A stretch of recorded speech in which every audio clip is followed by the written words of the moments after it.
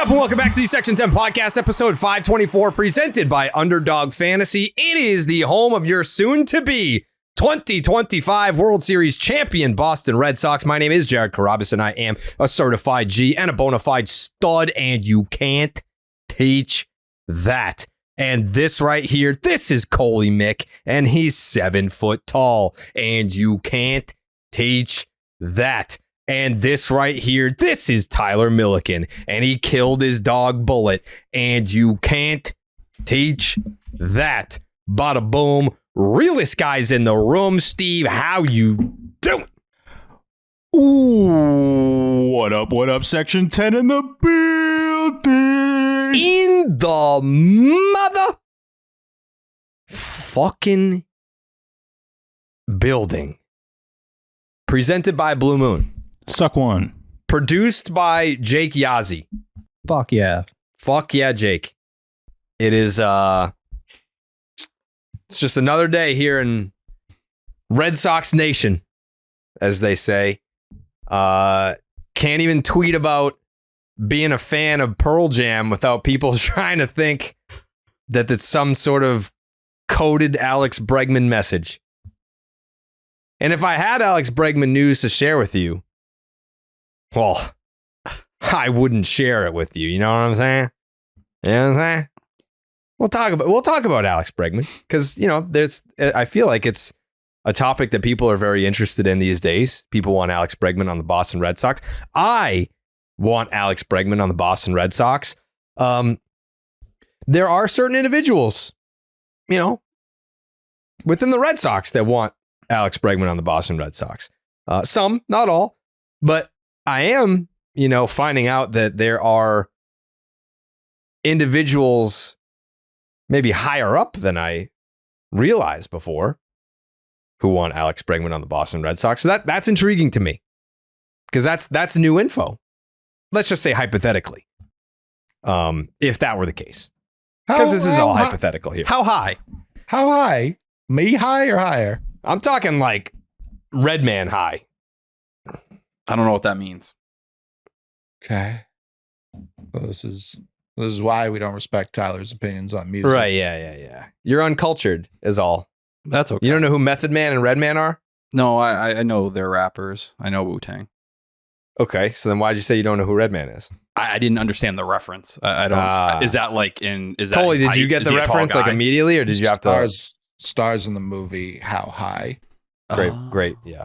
Yep. Co-stars with the aforementioned Method Man. Is that like the Wiz Khalifa and Snoop Dogg movie? What? Get out. No. One of the more upsetting comparisons I've heard in my day. And I have no qualms at all with Wiz Khalifa and Snoop Dogg, but you coming on here parading your garbage music takes and then being like, who's that? What do you mean? Fuck you. Yeah. Well, Tyler thinks about what he did. The AFC and NFC championship games are this weekend. They are on Sunday. Yes. I was just testing to see if you guys knew. In football, every game means more during the playoffs, and you can start your own personal playoffs on Underdog, where you could cash in on touchdowns, interceptions, yards, or more. All you have to do is pick higher or lower, and you could take home up to 1,000 times your money if you get your picks right. It's really that simple. Millions of fans have already won billions of dollars making picks. Sign up for Underdog today using promo code Jared. That is JARED, and you'll get a free pick as part of your first cash entry, plus up to $1,000 in bonus cash when you deposit. Again, that is promo code Jared. You're going to want to download the Underdog Fantasy app for those games this weekend. I know Coley's excited. You excited, Coley? Can't wait. It is the Chiefs versus the Durs and the Eagles. No, the Chiefs not in it. Yeah, the Chiefs are in it. Yeah, you started You've strong. named 3 teams that are in it.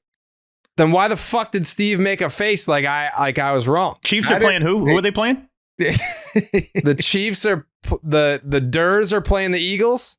Yeah, you know that. And the Chiefs are playing the That is not Johnny Manziel. Johnny Manziel. Whatever T is doing is the least helpful hint I think He's I've trying ever to make seen. a B, The but Chiefs not, are playing. not The very Chiefs- well. The The Chiefs. Josh Allens. Oh, the Bills. Yeah.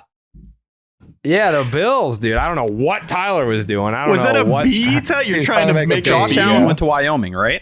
Did I make that up? How in the Wyoming was what you were fuck? trying to. Well, I was at Why B would originally. you think I would know that? I don't know. I was at Spelling out B. Wyoming? I What was are trying you to think of doing? letters I could make. Jeez, I went like dude. this for money, which would be Bills. Mm. Oh, that's good. Should have thought of that one. You did like a flashing light of a B, but it was pretty broken. I'm not good at the YMCA. Whatever, dude. Yeah. So here we are. It is the day after How my high? You sister's didn't birthday. answer. You didn't I'm not answer. there How yet. high? I'm not there yet. Fucking high. It's the day after my happy birthday to my sister. Happy birthday, Jenna. Happy birthday, Jenna. I posted, my mistake, hand up. I posted a picture of us together at the Bruins game. And it was after the Bruins won 4-0. So it looked like happy 40th birthday because we did it in front of like the big board. So it said like happy birthday 4-0. And she's not 40. She's like 50. I don't know. I don't know how. And she was pumped with this because it made her look so much younger than she really Yeah. is. Yeah, that was my bad, I guess. I don't know. I didn't take it that way, but apparently everyone else did. So I It don't know. looked that way for sure. It did. But I think people, if they don't have pea brains, they would know that that's the scoreboard at the Garden, dude. You know what I'm saying? I thought you were being clever. Like, oh, look at this coinky dink. Yeah, but she's not 40. Right. Yeah, no, she's like 63 or whatever you just said. Yeah. Yeah. Yeah, she's something. I don't know. She's She's I up don't there. know. Yeah. It was nice She's to meet pushing. her for She's you. pushing it. She's Longer not this 40, goes, but she's longer like, this goes, it's gonna get worse than the 40 thing. Like, I mean, let's be honest here, fellas. She's not 40 yet, but like, come on, like, come on, you know, like it's not insulting to say that she's 40. Like she's probably what, 39. Are you not scared of her? No, I am. I'm just not anywhere near her right now, so I can do this. Out of everyone in your I'm not family, touching she this one. scared me the most. More than Train. Yes. Train's very peaceful. buddy. Really? They're both scary. They're both very scary. I haven't seen that side of Train yet. I don't think Train's that scary. I think Right? Train's Thank nice. you. She's very scary. My sister, they're both fearless women. Like I am, like that's what makes me kind of a huge pussy. Like I'm very sensitive, but it's because like my mom, my sister, and now Train, they're all very scary women. My mom very little, so it's kind of like a chihuahua. Like she'll sound like she's barking loud, but like she's little. Like what is she gonna do? My sister, I was at her house like a month ago, and these two dudes like got out of the car in front of her house, and they were like ready to kill each other. Like two grown men. We don't know. Do they have weapons on them? Not sure, but they appeared to be very violent. She just walks out the front door and like she has the most ridiculous Boston accent of all time. And she's like, "Can you fucking shut the fuck up and take your fight somewhere?" I was like, "Jenna, don't do that." Like, what if they just shot you? She doesn't care. She doesn't care. Shoot back. I said sorry. She does about not care. Yeah, they're both very, like, all the women in my life are very scary. So I guess like I don't know how I would power rank them, but to say that like Train's not scary, she looks like she just got out of prison. She's like tatted up, like she's very scary. I mean, look at it. She's a criminal. Like, come on. Yeah. She's like 5'4". Yeah, they're all like very tiny, but like you don't want to cross them. I'll tell you that I mean, right if now. you're going off the look thing, fine. But Train's been nothing but nice to us when we go to your house for, Well, you know, yeah. and when we're being I'm loud, not saying like she's dickheads for mean. these watch parties and everything. No, I'm just saying that Jenna, like I've known Jenna for a while now. And if you didn't know Jenna, you would think she's going to kill you. Like she has the look of like, don't even come near me. And I'm sure she likes it that way. But yeah, D-Train, I don't think she has that look. D-Train's nice. I'll also She's- add, like, when Ellen and Jenna have an issue with something you're doing, they let you know. D-Train hasn't done that to me yet. Like, your mom will tell me, like, where's She your should. family? Why aren't they over here? What are you doing? And I'm like, I'm sorry. Please, I'll go get them right now. I fucked Where's up. your I'm a bad guidance? person. It's good guidance. I need it. Yeah. Yeah. Who's watching you, Tyler? Yeah, where's your caretaker? Like, there's no way you could be out here by yourself. This is crazy. God. Yeah, tee off the leash, baby. I mean, Tyler unsupervised is a problem. Like, we saw what happened in NASCAR. He doesn't know. Yeah, that was bad. I get lost. I don't have good directions. Yeah. Directional. Mm-hmm. Seems like the Red Sox don't really have any direction. Yes, Tyler? I'd like to shout out the guy rear-ended on the highway yesterday. Shout him let out. me go. He let me go. I rear-ended him and he didn't give a fuck. He looked at his car and said, you know what, man? Go do your thing. Shout out to him. Good guy. Shook my hand. I didn't get the name or anything like that, but he was a nice dude. I want to shout out the guy that just rammed right in the back of and he was like, you're good, brother. Love What Section tweet were you 10. getting up? What tweet All were right, you be getting? honest. Firing You it were off? looking at your phone? Nope. That's even You worse. just hit him? Yeah, I thought I was hitting the brake one and I hit the fast one. That's what legitimate, like, beyond elderly people do. Like, people in their late 80s to early 90s do that. Yeah, I was deep in thought.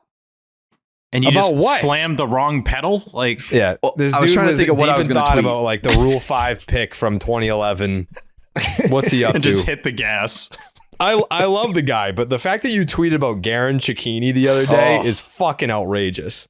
Never forget. Well, he stole 50 bags at High A, was it? If I recall correctly. He's a very nice guy.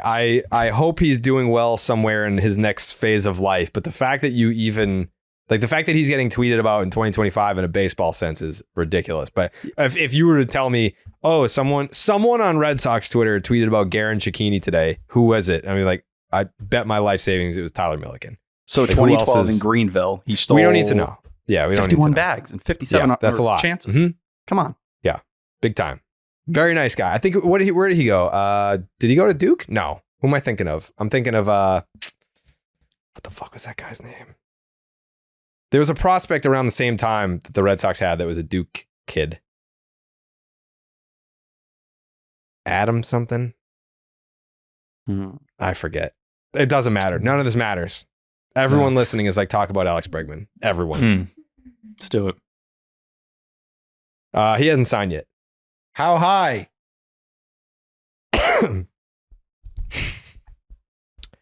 I'm in a tough spot. Yeah. I'm in a tough spot because once again, it was one of those situations where it's like, I know everything, but there's only so much I can say. Because the negotiations are ongoing. So it's like, you don't want to. Are they? In a sense, yes.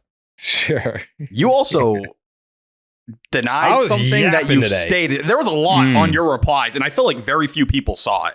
That's what I'm saying. So like you gotta know where to look. You gotta know what rocks to turn over to find the salamanders. You know what I'm saying? So like people will tweet me. Like I won't just blurt out all the information on a podcast. I won't just tweet it out directly, but sometimes people will ask me questions and I'll just reply and answer it. And like, that's the only place that the information exists. Or you'll you like see it or you if don't. someone's on the trail. You'll give them Yeah. a like. They're like, yeah, you're getting there. You're somewhere in the right yeah, like direction. people will like tweet out their theories and be like this if this is true, and then I'll like it and like let them know. But like, how many people really see that or really know? So it's like, I'll tell you, but I'm not like, I can't like tell everyone. I don't know. It sucks because I'm not doing it on purpose to be like, haha, I know and you don't. But like, you obviously want to protect the situation. Like, I'm not trying to overstep any boundaries here. But I think because hypothetically, you know, we talked about hypothetically if there was an offer or not. Like, I think we can hypothetically say that like things change, right? Like, you know, things, and there was some, what's the word? Cocksucker. There was some cocksucker on Twitter the other day who was like, you're really going to believe him? He's not batting 1,000 or anything. So I searched like our conversations in the past, and this individual was upset about the Bogarts thing when I was like, I feel pretty good about it. And I was like, what you need to understand is that if I say it's 12 degrees on January 22nd, and then on August 23rd, it's 89 degrees, that doesn't mean that I was wrong that it was 12 degrees on January 22nd. It just means that something changed over time. So with the Bogarts thing, I was like, there were multiple people within the Red Sox were like, it's happening, dude. Beat reporters as well. We're tweeting good. It out. Beat reporters were, and then people within the Red Sox, multiple people within the Red Sox were like, "Yup, like he's coming home." And I didn't even say breaking. The Red Sox are signing Xander Bogaerts. I didn't report anything. I just said I feel good about it because of the way the people within the Red Sox were. Even then, I was still careful with how I phrased it. I was like, "Yeah, I feel good about it." So if that's the one thing that you're holding against my record, what else have I been wrong about? I wasn't even wrong about that. And then I saw that when I tweeted the streets are talking, like 4 minutes before the Red Sox traded for Garrett Crochet, he replied to that too, and he was like, "Oh yeah, this is probably like the Bogaerts thing." Like, no, dude. Like I don't just put shit out there. There are plenty, like John Heyman. Like that's what's crazy to me this offseason in particular. Having known multiple players that were free agents, multiple players that were in trade rumors. So you're getting all this information firsthand, whether it's offered up to me or I ask. Like you're getting all this information, and then you see some of these reporters out there just shamelessly putting information out there that is just not fucking true. And speaking so confidently, being like, "Oh, I heard this, and this is what's going on here," and I'm just sitting there being like, "That's bullshit. This is bullshit. That didn't happen. That's like not even close to what's going on." So again, like I guess the main message here is if you're a baseball fan listening to this, because I know that non-Red Sox fans do listen to Section 10, we appreciate you guys. Be careful about what information you take to heart from certain reporters. Outside of Jeff Passan. Jeff Passan, like batting 1,000. You want to talk about batting 1,000? Jeffrey Passan. But a lot of other guys that are out there reporting shit, it's like, I'm just looking. I'm not going to show them up. I'm not going to like reply to them and correct them or whatever. Or be like, I know and you don't. I don't give a fuck. Like that's your currency is information. But there's just a lot of misinformation this winter about how certain stuff went down. But with the Alex Bregman thing, because I know everyone wants an update. I feel like I subtly gave you one. Like people were asking, because Steve said, like, I feel, what did you say? 40 what percent? 42%. Yeah, we can talk Based about that on if you what? want. Again, it's the Bregman stuff this offseason has been just kind of throwing a bunch of stuff in a pot, mixing it up. It's a lot of gut feeling too. At a certain point, he's got to sign somewhere. And how many teams has he actually been connected to outside of the Red Sox and Tigers? Is there someone else? There's The Blue Jays. No, but I'm saying like the Cubs, the Mets. But do we legitimately think that he's going Yes. to those? You do? Okay. No. Well, No. I don't think he's going to the Blue Jays. But are there teams outside of the Tigers and the Red Sox that have interest that I could see him going to? Yes. Yeah, no, there's obviously a chance that happens. But again, it's not like when it comes down to Bregman, obviously we've talked about this on this program a lot about why we think it would be a good fit. And I still think, even if it's them playing chicken a little bit with Bregman, it still does feel like I can envision him actually ending up on this team and them finding a way to get a deal done, especially the closer we get to spring training when he just wants to play. Now, it's always tough for me to do the gut feeling things and trying to read the tea leaves, and also, obviously, the Scoop Shop talk. So, like, this wasn't based off of any Scoop Shop stuff. This is just based off of a gut feeling, what we've seen this offseason so far, and genuinely thinking that he is going to end up here and that he has to sign somewhere relatively soon. And I could see that being the Boston Red Sox. Again, 42% is still improbable that he ends up here. It's more probable than not that's that very he signs high, somewhere Steve. else. It is high. I wanted to do 30, but 42, I'm doing 42. I'm doing that 42. gives people a lot of false hope. So I will say this, to kind of compare it to that Bogart situation, it's the opposite, right? Like, there could be a point where it's very strong odds that Xander Bogaerts will remain with the Red Sox. And then out of nowhere, things change. And guess what? Now he's a San Diego Padre because things change.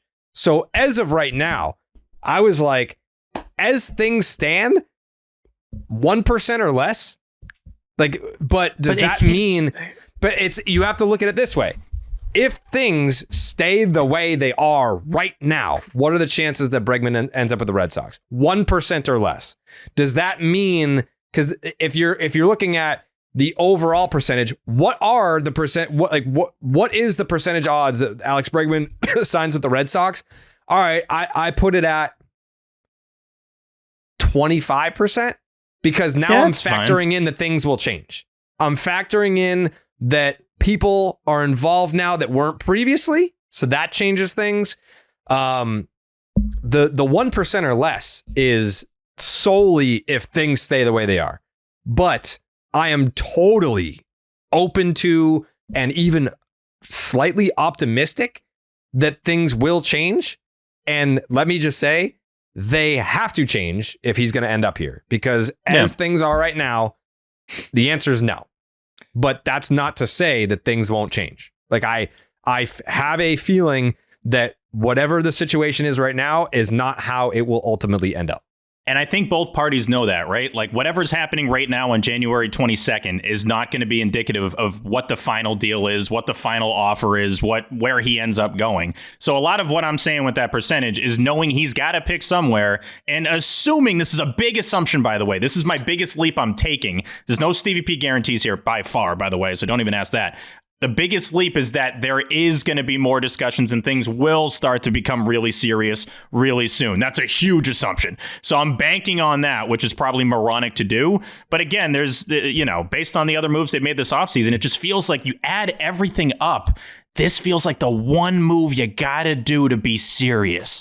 And it's all you really got to do to be serious. You don't have to do that much more. I mean, all these other relievers are getting picked off by the Dodgers, so there's not a lot of those guys left to sign. This would be the one move that makes you a legitimate contender, and they know that. Everybody knows that, so I'm basing it off of that as to why they would get more serious coming up here. Yeah, me and Dallas did a segment the other day about top 5 most improved teams this offseason. He had the Red Sox at 5. I left the Red Sox off my list. I had them, if it were expanded, at like 6. But if they add Bregman, now you're looking at like 3rd. It's like the Dodgers, the Mets, and then I would put the Red Sox at 3. Like, I think that drastically changes how their offseason is viewed. But again, like, I don't want to break down a situation that hasn't taken place yet. I think it's a slippery slope if you just start throwing darts at certain individuals when it's like, well, can we at least wait to see how it plays out first before we start blaming people and criticizing how things were handled? Because I get it. It's almost February. We're 3 weeks away from pitchers and catchers. Exactly. So we're at that point now where fans are like, well, fuck this team. And, you guys aren't trying, spend the money, blah, blah, blah. Until Bregman signs, I am withholding my judgment. I think I can still kind of nitpick a little bit and be like, I don't think that how they've handled it to this point has been great. I'll say that. I'm not going to say that there's some baseball geniuses for the way that they've played their hand so far, because I think what the Red Sox are risking here is, think about it this way. You are not the 04, 07, 13, 18. Like, that era is over, man. Like, you guys are finishing in last place religiously. Last year you were 500 but didn't make the playoffs. You're not a destination for free agents anymore.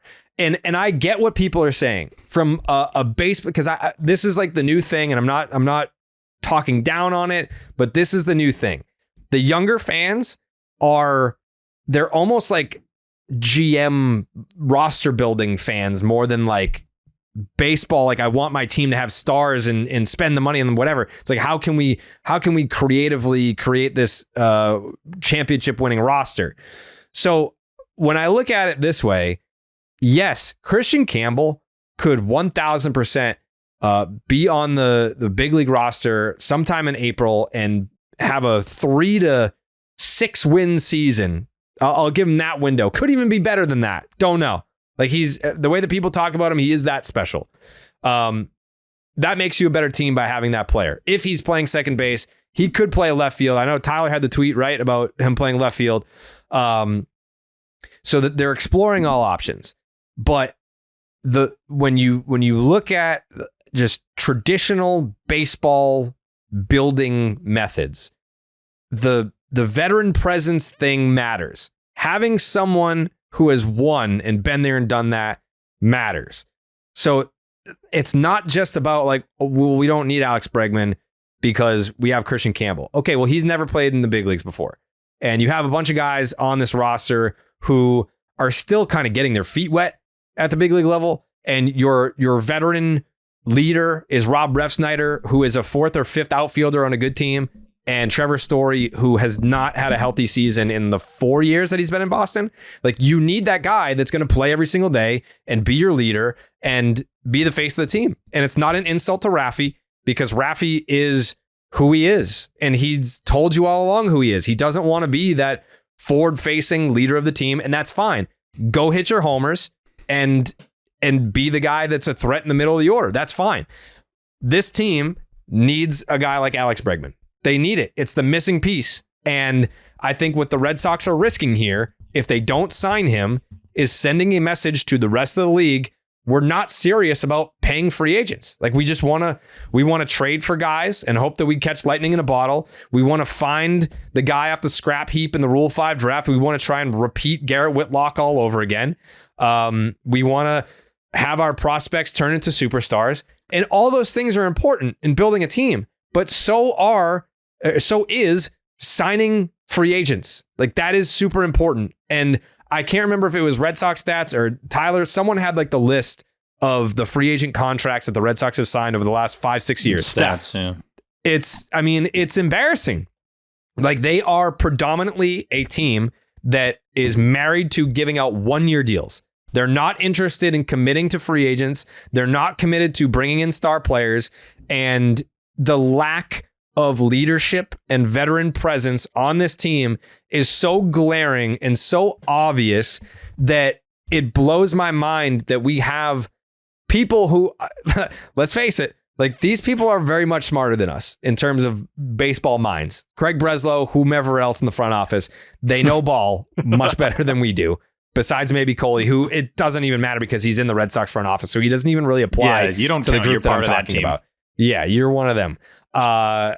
So they know better than us, but how, if they're so smart, could they look at this roster and be like, we're good without an Alex Bregman type? Like, you're not. Like, you need that piece. That is the missing piece. And I know Coley's already shaking his head, maybe disagreeing with me, but I feel very strongly, very passionately about that stance.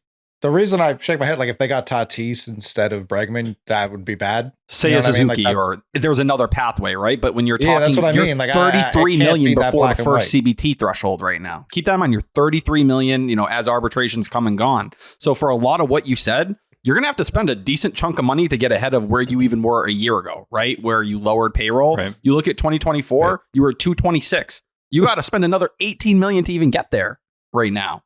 Yeah. And it's not all about simply a number, but when you're saying you're going to field this team that's going to compete for the AL East, 90 to 95 wins, and somehow your spending's less, and if the roster feels unfinished like it does right now, where you never replaced the 132 OPS plus that Tyler O'Neill had, that feels pretty serious. When clearly you've talked about, we could use an elite right-handed hitter, and you didn't find a way to get that done. It shows a lack of creativity or a lack of not putting your money on the table. It's one or the other. You can cling to which narrative you want to, run with, but it's a problem when you don't fill the needs you claim you had. And the same goes for the bullpen with the reliever market seemingly going now. Tanner Scott, Kirby Yates, say what you will. Yeah, the Dodgers paid them. Cool. You have money. You can do it too. Stop bitching about the Dodgers because they do and spend their money the way an MLB owner and organization should. The Red Sox have all the reason in the world to do it. You're not the Rays. You're not the Guardians, who they could do it if they want to, but you're the fucking Boston Red Sox. You have even less of an excuse to act this way. Here's the other thing too. And I want to get everyone's takes on this. I don't want to take up all the speaking time on this topic, but I think where the Red Sox could also be fucking up, and to my point earlier of, I'm not going to react to this situation like Alex Bregman has signed elsewhere and the Red Sox have completely fucked this up, because I leave the door open for them to figure it out, give the final offer that's going to get it done, whatever. I still leave the door open for that.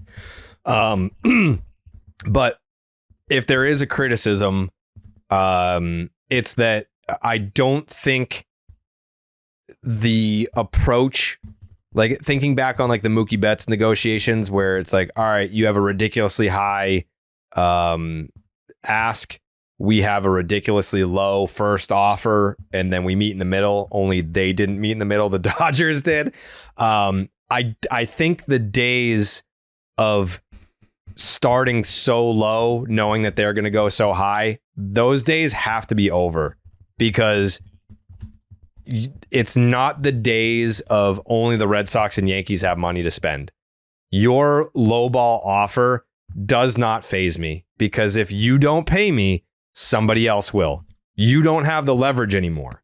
There are so many teams now that could afford an Alex Bregman. It's really just a matter of, do we have the need? Do we have the space? Are we okay with what we've got? That's really it. Like, it's not so much the old days of there were only like 2 or 3 teams that could afford the real top of the market average annual values. That's gone. So when the Red Sox are negotiating, especially if we're not talking extension, like Mookie, we were talking extension. So he's only talking to the Red Sox. Now with a free agent like Alex Bregman, if you start so low that like you don't even get a call back, or it's not even a yes or a no, we just kind of laugh at you, then you're not like you're risking the player being like, yeah, I'm all set. Like you're risking the player being like, I don't even know if I'm going to pick up the phone if you call me again. Especially if the player is fielding offers from multiple teams. So I don't know. I mean, I'm withholding my judgment until this thing plays itself out. I really, I don't have a finality type feeling to it. Like I don't like it may not be in the best spot right now. Maybe I'm a sucker, and I think I am, because I bought Full Throttle, and I also bought this offseason where they were talking differently. They did have a different approach, but now from the beginning of the offseason where they were talking that talk, and now to where we are now where it's like, oh geez, it's just you're pulling your fucking pockets out being like, how not sure. The tone has changed, but I'm still leaving the door open for it. May call me naive. I don't know. So if he's got so many offers, how come he hasn't taken one yet? That's a great question, Coley. It's a good point, kid. Maybe he's waiting for a team to. Maybe he doesn't want to play for those teams. Or maybe he's getting shit offers from everyone, because when I look at, you talk about the old yearning to sign big market players, that's not a Red Sox issue. That's like a 27 team issue right now. And I wish the Red Sox were part of that 3 as opposed to leading the pack of the 27 into poverty. Because you look at Pete Alonso, you look at Anthony Santander. I know Santander signed, but that's 590 pronunciation. He had 44 fucking home runs last year. Alonso, I love that deal for the Jays, by the way. What else does Alonso have to do? I know his bat speed went down a tick. He also had fucking mammoth home runs in the playoffs this year. Like, I don't understand what's going on. I get why people are like, we're very scared of what Jerickson Profar might do after his like one genuine all-star season. Probably don't want to pay top dollar for that. That makes sense. Everyone else, all offseason, it's insane how teams are acting because they don't want to pay for one bad year at the unique. The Alonso situation is unique because he so desperately wants to return to the Mets that he made them an offer. And no, I know that, but that's because he's also not getting any other offers to compare it to. Like Seattle should have easily signed Pete Alonso. But if you're Seattle and let's say it's whatever, 3 for 90, and you're thinking like, all right, a 30 million average annual value has to be the most money that we've ever given out in a single season. And we're going to go out there and sign a player who wants to be a Met. Like every free agent wants to be with the team that they've always played for. All of them. They just want the money too. That's not a, I guess, thing. But he really like when's the last time can you think of a free agent that he made really an offer to a team instead of the other way around? Like he really wants to be a Met. He would have taken their extension if he really wanted to be a Met. He doesn't. Well, he thought he was about to get the Prince Fielder contract. That's what Scott Boras was whispering. Sure, and Bregman thought he was going to get the Machado contract. That's a Boras thing. Yeah, and Boras was pitching the Machado contract. That's what it was. No one wants to pay either of these guys. They want him for less than they want. Like Bregman rightfully is putting himself at a price. These teams are telling you we're nowhere close to that. All of them. And this isn't based off anything you've told me or any inside information. I'm not doing that. Like, obviously, that's what's happening. It's happening to everybody. Do you think fucking Tony Taters wants to play for Toronto? No, it's the only team that was offering him anything. Yeah, it's true. And they're still in on Pete Alonso right now, as we've heard.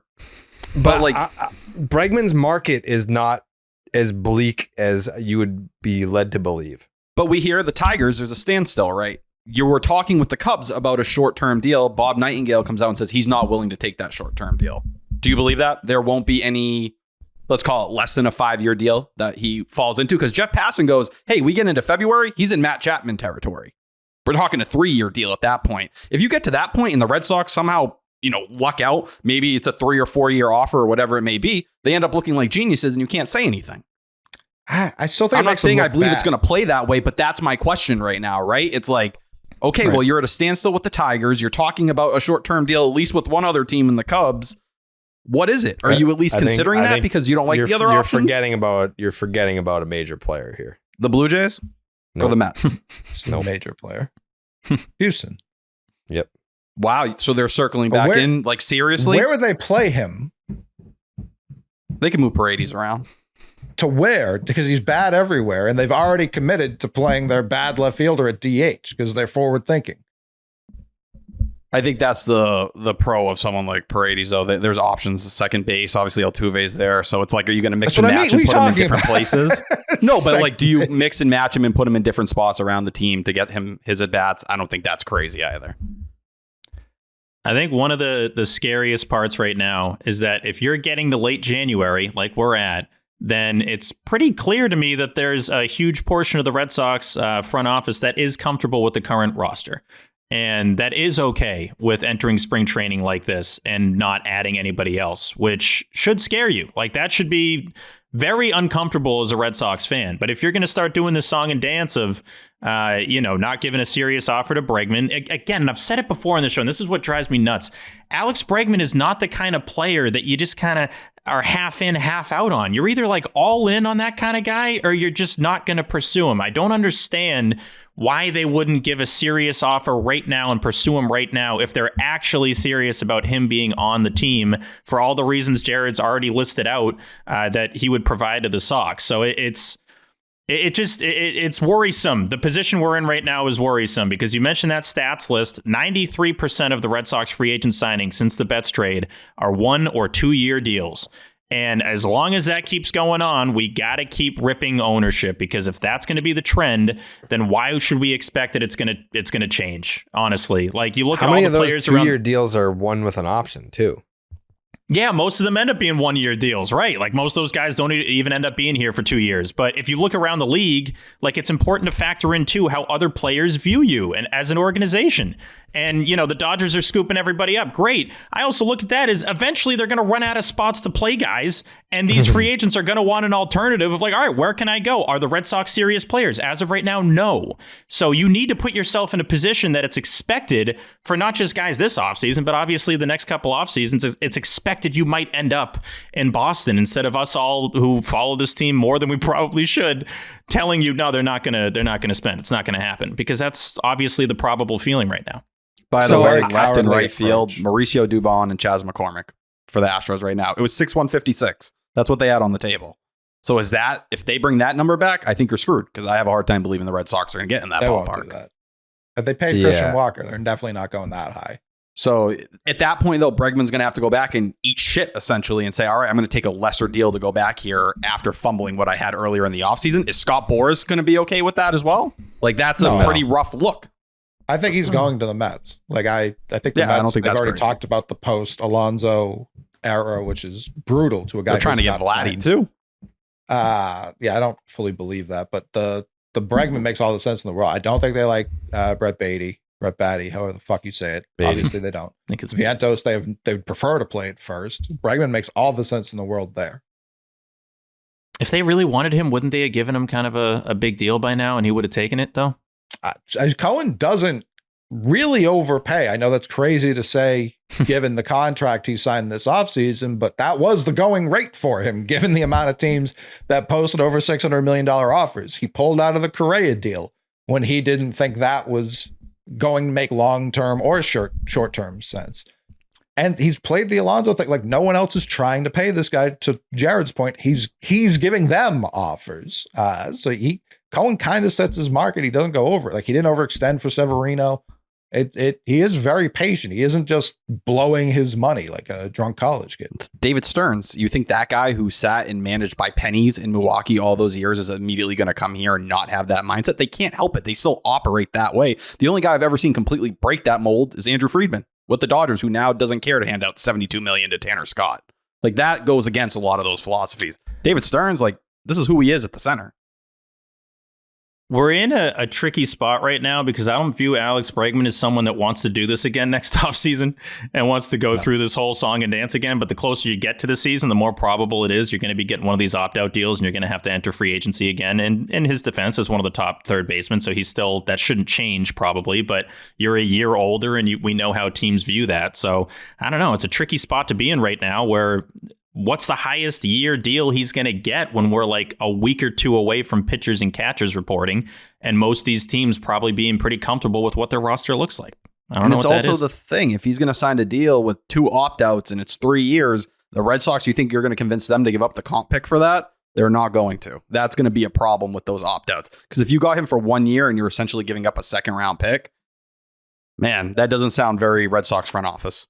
Also, when's Pivetta going to sign? I mean, that becomes, they'll cancel out. Well, he's still out there. So it's like, you're not getting that pick. It's never good when you're getting reporters saying, hey, man, teams still love the stuff. They think he's friggin' excellent. They're, all the under the hood stuff. It's like, I haven't seen many rumors even saying, they're interested in Nick Pivetta, or someone's like, oh, they've talked or chatted. It's been nothing. Ice cold. I remember when I was in Disney, there was a report that the Pirates, I think, had checked in. No, the Reds. It was the Reds. The Reds had checked in on Pivetta. And I was like, yes, this is great. A team actually. I completely forgot that he was a person. I know. I forgot he's even out there and that we don't get the pick until he signs somewhere. It's like, we would love to collect this soon, please. I would I'm almost willing to wager he'll be some teams trade deadline acquisition, in the sense that they're just going to sign him after the draft for no pick. Mm-hmm. He'd be the guy who could truly be ready to go to and just throw immediately 1,000%. after, no worry. You don't have to worry about the elbow blowing out. Just empty the tank for 3 months.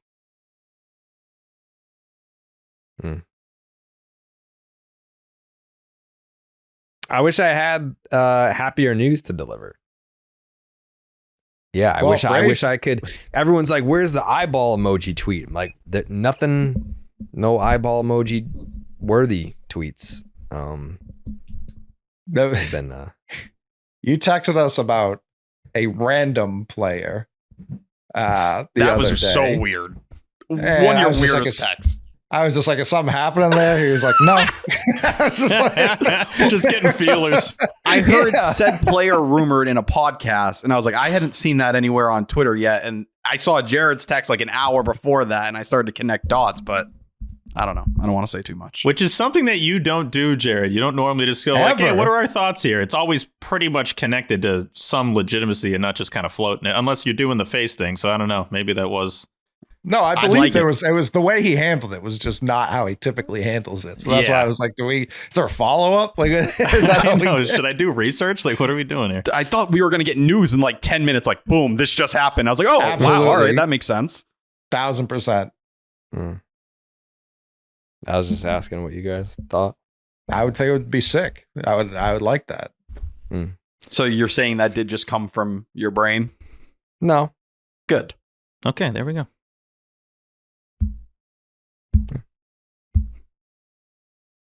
Do you think you would take the story deal, the 6+1, but not at the AAV he thought he wanted? That's 6/140. Like Tyler just said, he turned down 6/153. Is that what you just said? 6/156 from the Astros. Yeah, so it would be a little bit less, but it is long-term security. I think he wants the money too, though. There's no way he has an offer above that. Then maybe, yeah. I think the years matter. I think the years matter. I think the money right now matters. Sure. So, but what do you think the scale is of what the money's going to be versus not having to do this again next offseason?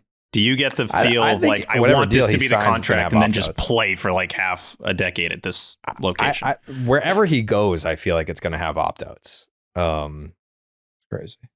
But I mean, do you really want to opt out at 33 going into your age 34 season, do this again? So it's like, all right, if your deal has opt-outs, I don't think he's going to be a guy that opts out. Like, it's going to be kind of like when they signed JD and he had what, 2-3 opt-outs in his 5-year He's like, deal? yeah, I'll take it. Every year he's like, nope, yeah, I'm good. That looks good. Yep. Let's just Staying keep right playing. here.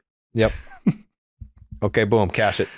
It was funny when we'd have those discussions too. Is he going to opt out? He's not going to opt out. He's going to keep being the DH of the Red Sox. I don't know. Yeah. And then occasionally touch a boob in right field. Like that's what he's going to do.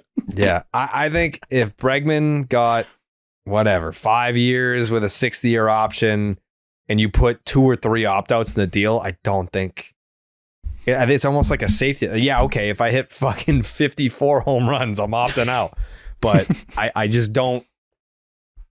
Sure, it's nice to have him in the deal. I don't know that he's opting out of whatever contract he signs with whatever team he goes to. I think there's a world where if he were to sign with the Red Sox, it could still make the Red Sox look bad. If he was just like, yeah, I took this shitty offer. Like, to Steve's point, I think you should overpay a little just to look more serious. Oh, that's good business for me. That's good business. Huh? If you get him to accept a lower deal for less money, that's good business. I'm not bitching about that. Not if he comes here and sucks because he's pouting. Oh, that's his fucking problem. Business. You don't have to take the deal. Go He's a somewhere human else being. then. That's how it works. Oh, please. You just signed a contract. I'm not. If you're that upset about coming here for lesser money, don't come here. Like, that's just You it. If already you want to hate a sit out guy. there and turn down other offers because you didn't want to play for a shit organization like the Tigers, cool. This is what you when get. you sign the deal. If you sign the deal, you sign the deal. You're gonna Who smile cares? and sign the deal. Like, please. He'd be thrilled that his career is not ending at 34 or 35 when he can't hit at Comerica Park. And he's such a ball player, dude. Like, the more I've just been watching a bunch of highlights, a bunch of Bregman highlights, and I'm like, can we please just do this? This guy's awesome. Did you watch the one where I fucking struck him out? I haven't gotten there yet because I was a little further I saw back. a I think it different was one with 8 you years and him. ago. Yeah, I did see a different one there. Different time. But he'd fit so perfectly here. What did you say? No, the one you were talking about. What's up? What are you saying? Who said what? I'm hoping the motherfucker would. Yes, Tyler? I like the part when you struck him out. Thank you, T. Got you. Barney. Do we think that ball's landed yet? Whoa. Get the fuck out of here. I'm not Barney. Just because I'm wearing purple, don't make me Barney. I'm Jared. Jared, promo code Jared on the Underdog Fantasy app, not Barney. Do not call me Barney. I'm not him. No. Never have been either. Never will Nope. be. There's Never thought about it. There's a classic Jim Rome clip. Remember that clip where he's interviewing the guy Jim Everett? He's like, "Don't call me Chris." Like, I bet you won't call me Chris. And he's like, "Chris." Like, you just did that to you. Like, I'm gonna say Barney, and you're gonna toss me, and I'm just gonna eat it. Listen, Barney's a good guy. Barney's Barney never was been the accused man. of He was anything. at my third birthday. Great guy. No, clean. No, don't last try to dinosaur diminish to live. Barney. I don't know. Barney didn't have the best street cred when I was in. No, Barney was cool, elementary man. We're school. not gonna rip Barney here. Come on now. He showed up to your elementary school? What, do you like beat children up? He showed up to my birthday, and he was the man. We're not gonna What? down talk Barney. How many birthdays did you fucking have, dude? Like I had birthdays at McCoy. I had birthdays at Barney. The funny thing is the McCoy. I think I mentioned the birthdays at McCoy twice, and I'm like, if I say this one more time, I know Jared's gonna be like, "Come on, dude, enough with the fucking birthdays at McCoy Stadium." No. Well, no. It's because on one hand you're having birthdays at McCoy, but now they're with Barney too. No, Barney, I was 3, dude, or maybe Guys, 5, somewhere in that you range. Guys don't- having yeah, a you lot don't- of birthdays, Jerry. Yeah. It's like how many I've birthdays had a lot of this guy birthdays. I've got? had 34 birthdays. Yeah. All Look right, at Johnny all right. birthdays over here. Yeah. That's crazy. Big birthday guy. What did Dan Peralt do for his birthdays? I mean, probably similar stuff. He loves Spider-Man stuff. He loved like Spider-Man I love themed Spider-Man. cake. He'd dress up as Spider-Man. Yep. So yeah, whatever he did, I'm sure you would support. But yeah, I mean, it was I a lot love of Spider-Man. I've always loved Spider-Man. Discovery Zone. You guys remember Discovery Zone? No, We would go there. no. Cully, you know what I'm talking about? Yeah. What about Alien Zone? You ever do the No, laser but tag Chuck E. birthday? Cheese's. We do Chuck E. Cheese's. So Yeah, my parents got me a pony for my 4th birthday. No, Okay. they didn't. I didn't get to keep them. I was really upset about it. I got to ride them. They showed me a pony. They rented a pony. I thought I was keeping the pony. Check this pony out. All right, let's get out of here. I had been asking for a dog, and I thought this was the closest thing they could get. Your parents let you look at a pony for your birthday. Take a peek at this thing. All right, let's leave. We all took a sit on it. Yeah. You got the little fucking disposable Kodak camera. You got to take a picture of it that you got to look at 3 weeks later. And he was fucking with me. Yeah. Well, he's probably dead now. Big horses live forever, man. Gotta be dead. What's the average lifespan of a 60 pony? to 70 years, right? No fucking chance, dude. Horse lifetime. I'm going to guess an average lifespan of a horse is 21 years. Not bad. 20 to 30 years for a pony.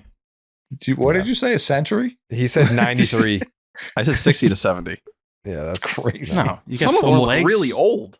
I don't think anything with 4 legs can make it 70 plus years. That's crazy. Marcus. Turtles. How old was Marcus when he passed? Sorry if I'm bringing up a tough subject. Marcus was, I believe, at the time of his passing, was 11 and a half. Okay, so he was born around 1900. Yeah, so he obviously in his you want to talk about when he was 3 or 4. Oh, I mean, if he was going $114 at 11 and a half, what was he doing at 4? Oh, fighter jet. At least 200. I mean, come on. We actually got an invite from a Section 10 listener in Ireland to come on out to Belfast. Ooh, there's a Titanic museum there because that's, I believe, where the Titanic set sail. Yeah, grass is green, air is clean out there. All right. Let's see. Built in Belfast, sunk by an Englishman, the Titanic disaster. Firstly, condolences go out to Jared for the unimaginable sorrow over the death of his dog following an almost supersonic aquatic rescue from the middle of the freezing Atlantic Ocean on a frigid night in 1912. However, as the official Red Sox representative for Belfast, Northern Ireland, it's a real position. I was elected and have a title belt. I'm obliged to display my dismay at the notion that the Titanic is in any way associated with London. That ship was constructed to perfection by the fine folks at Harland and Wolff Shipyard in Belfast. The craftsmanship was so perfect that only the English could manage to snatch defeat from the jaws of victory and sink the unsinkable. I think the only solution here is for Jared and the Section 10 team to visit Belfast and tour the Titanic Museum. After all these years, Jared, you have to relive the memory and have a perfectly poured Guinness. This ends my public service announcement. I love that they blame the English for that. Chipmunk Financial on the Section 10 Reddit account. I'll go to Ireland. I almost went to Ireland during COVID in 2020. All right. You think they didn't have it? They were actually worse. I think they were like behind or ahead of. I don't know. Apparently it was worse. I don't know. Ireland's awesome. Section 10 trip to Ireland. Let's do it. Yeah, I'll go to Ireland. I fear. Is it? You fear it? Yeah, I fear that I would get on a plane. I fear I'd do that. I do fear. How long's that flight, Coley? I think it's like a quick 7. Yeah, it's 6.5. Oh, Boston You're doing to the same flight. Ireland. If we're going to Dublin, you got to fly on Aer Lingus. Aer Lingus, huge plane. It's awesome. How about we all go boat? I saw Benny Blanco takes boats to Europe. I would absolutely never take a boat what the across fuck? the whole ocean. Oh, it's because it has a stop. I was like, all right, we can fly to Dublin in 6 hours, but to get to Belfast, it's 11 hours. I was like, how the fuck? How big is Ireland? It's not, but Northern Ireland and Ireland aren't completely united. They are different. Yeah, it looks like I see a divide here. Yeah. You don't want to know what happened with the United Ireland, Jerry. You don't want to know. I don't know. But we can all agree, fuck the English. I think that's the most important. Yeah. I think the Titanic Museum in Belfast, I've never even heard about that. There's a Titanic museum that Steve said he was taking all of us to in Boston real soon. Yes? Yeah, we're going to go. And the great news is, I love the listeners of this show. I know I say it all the time, but they'll always politely correct us if we get something wrong. I initially thought that museum closed on February 2nd. Not the case. It goes till May, so we got time. So you can heal up your penis. Shit, dude. I'm just saying, you can heal up your penis This and dude's we can like, go. if we don't get to the Titanic museum tomorrow, it's not going down like that. We got to honor Marcus. What the hell, dude? I didn't want to miss that opportunity. I was saying that for you, but no, we got time for the Titanic Museum. There's a hotel, I believe, near the Titanic Museum in Boston that they're doing recreates the first class Titanic experience. Yep. And like they give the menu so you can like eat how they ate on the Titanic. Oh, T, you're not into that? Dude, 1910 food? That's practically dog shit. 1912, you same thing. It's that decade. You want to eat food from back then? I mean, in 1912, the food was at 1910 wasn't that great, T, in your defense, but 1912 they started to figure it out a little bit. Dude, I would like to have the drinks. I would like to have the custom bevs. That would be nice. The Titanic teeny? Yeah, I would love that. Sounds good. Someone sent us pictures. They look good. They those like beach bars where they take like a rubber shark and make it look like it's bleeding all inside of it. Oh, that's my favorite thing. Not surprising, but that gets me going anytime. Low key, decent food in 1912. I was wrong. Oysters, filet mignon, poached salmon, foie gras. Why did you say it like you were from France? Foie gras. Can you run that back, please? What? Which one? Poached salmon? Nope. Foie gras? Nope. Filet mignon? Yeah, what the hell? What is that? It's like it's an expensive thing. I know what it is, but like a loser. What was your filet mignon? That's how you say it at like a restaurant. Filet mignon? Why do you say foie gras like that? Foie gras? I don't know. I'm just sounding it out. They have roasted pigeon too, which kind of sounds tasty. Where are you looking right now? 15 hottest food trends of 1912, BuzzFeed. Oh, so you're not even looking at the Titanic menu. No. You know what I wish that they would serve on the drink menu on the Titanic? Blue Moon. Blue Moon. Because even if you love beer, there are some moments that you want to have a non-alcoholic drink. Celebrate those times with Blue Moon's non-alcoholic Belgian white, Belgian style wheat brew. It's for when you want to drink a non-alcoholic version of your favorite beer. And my favorite beer, as you know, is Blue Moon. It's the only beer that I drink. Actually, I don't even know. I don't even know that you can have a favorite if you really only drink one beer anyway, and it's Blue Moon. I'm going to be drinking some Blue Moons this weekend. It's probably my first weekend that I'm going to be able to leave my house post reduction surgery. So it's Blue Moon time. It's time to celebrate.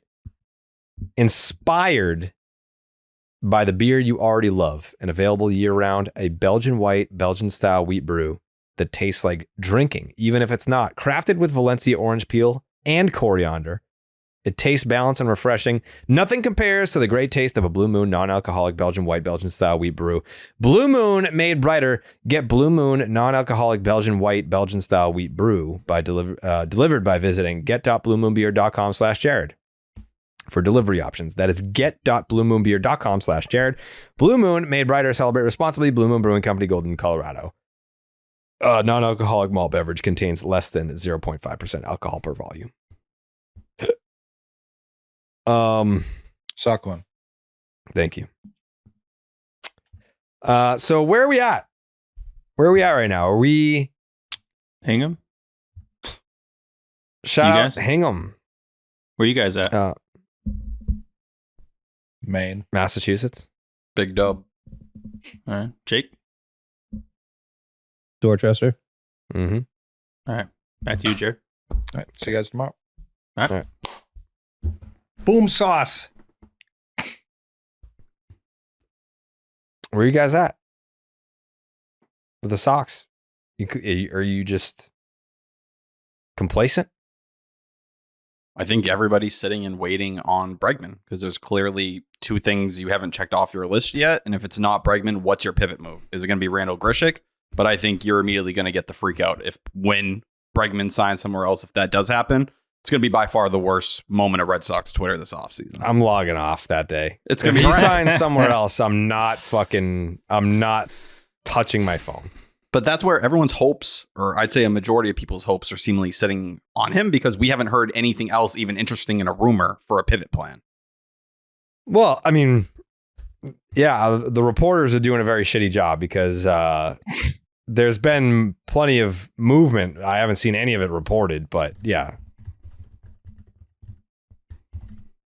This time of the offseason blows. I would say this is like the least meaningful time of the offseason, not in terms of what they can do. This could be huge, but what's going on right now and what we're hearing, or the lack of what we're hearing, it's terrible. Like there's nothing to be overly excited about. I think that as the roster stands, it's not a complete roster, but I do fear, like I mentioned before, that they're comfortable with it. And if they don't add Bregman, if they don't add on to the team ahead of spring training, then you shouldn't be super pumped about the year coming up. I mean, they're in danger of missing the playoffs. What, 4 years in a row? If they don't make the playoffs this year, like, shouldn't that get you fired up if you're the front office? We're going to miss the playoffs 4 years in a row. That can't happen. Come on, we got to prevent that. But not having the feeling that they feel like that sucks. It sucks, Mike. It blows. The Red Sox don't make any sense because it's like you've got front office people who I believe care whether or not the Red Sox win games or not. You have an ownership group that will like at least tell you to your face that they care. I don't know that their actions reflect that. Even today, even after the Garrett Crochet trade, we don't have an extension or anything. I guess he was approached, right, T? Yeah, and he's open to it as well. They've had some dialogue. So what are we waiting on? I mean, you gave up one of your top prospects for him.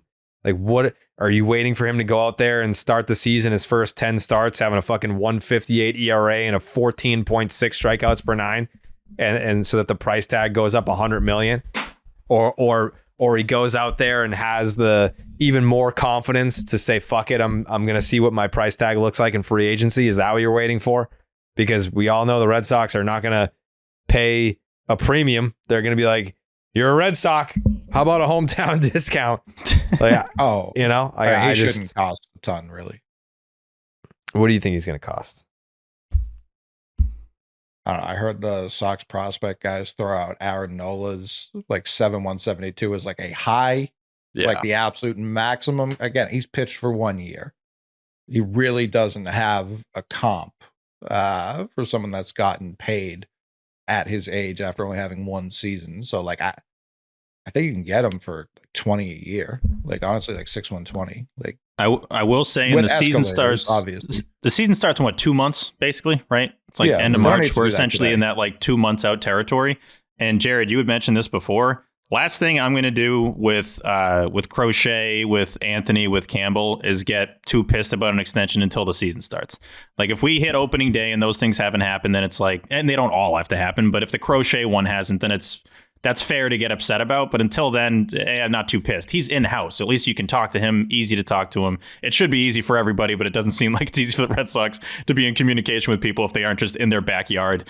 That's why the Bregman stuff is so present, because it's like this guy could sign anywhere at any time right now. You should feel that urgency, and it doesn't seem like they do. Well, and I'll say for Crochet, like he said, his camp himself, that he was willing to discuss it throughout the season. But that's where the clock gets really uncomfortable once you get into the year, because you get to the next offseason and you're 1 year away from free agency. So it's like, this feels like the time where you need to jump on it before that value goes through the roofs. Roman Anthony, Christian Campbell, you have time to figure that out. More likely than not, both of them will be in AAA to start the year. I at least expect one of them, and maybe it's Campbell who's on the big league roster and they go from there, especially with Wilyer Abreu still on the roster, which I never would have guessed if you told me on January 22nd he'd still be here. But that's kind of the game you're playing here with Garrett Crochet, where it becomes a very negative framing of things. If you didn't handle things this offseason and spend the way people thought they were gonna, you're not looking like a 90 to 95 win team. And then the guy you traded 2 top 60 prospects for isn't signed long term. Becomes very easy to get very negative on where things are going overall. If you don't get Bregman and you don't extend Crochet, pick a side. Cole, you've said this, but like, pick a side. Like, do something. Right. If you're not going to extend internal guys and then you're not going to, spend money on free agents, then you're literally doing nothing. You have every right for the fans to destroy you for that. I think Crochet gets done in February. There really isn't a reason to do it now. Get to spring training, do it there. You can have a little thing in front of the cameras and stuff like that. But it doesn't feel like they're capable of doing multiple things at once. Like it really does feel like they're like, we're doing this one thing. We're going to be in the Soto thing. Blake Snell, I'm sorry. We're busy right now. We need to focus on this fruitless endeavor. That's where we need to put all of our focus. And right now, like they signed some like fucking 25-year-old that was playing independent ball. Like they can handle that while they're dealing with Alex Bregman to whatever extent they may be. But they can't be like, oh, we could also talk to Carlos Estevez or talk to fucking who just signed with the Dodgers. I'm blanking on his name. Kirby Yates. Tanner Scott. Him or the other guy. Yeah, like Scott or Yates, yeah. Yeah, Tanner Scott. They weren't able to do all of those things simultaneously. Like it's very much like, no, we're focused on this one guy right now. The rest of the league can do whatever the fuck they want because we are so locked in on this thing that we also won't do. And then are we trained? We're like trained now to expect that when the winter meetings are going on, when you should be doing so many different things, you should have your hands in like every avenue.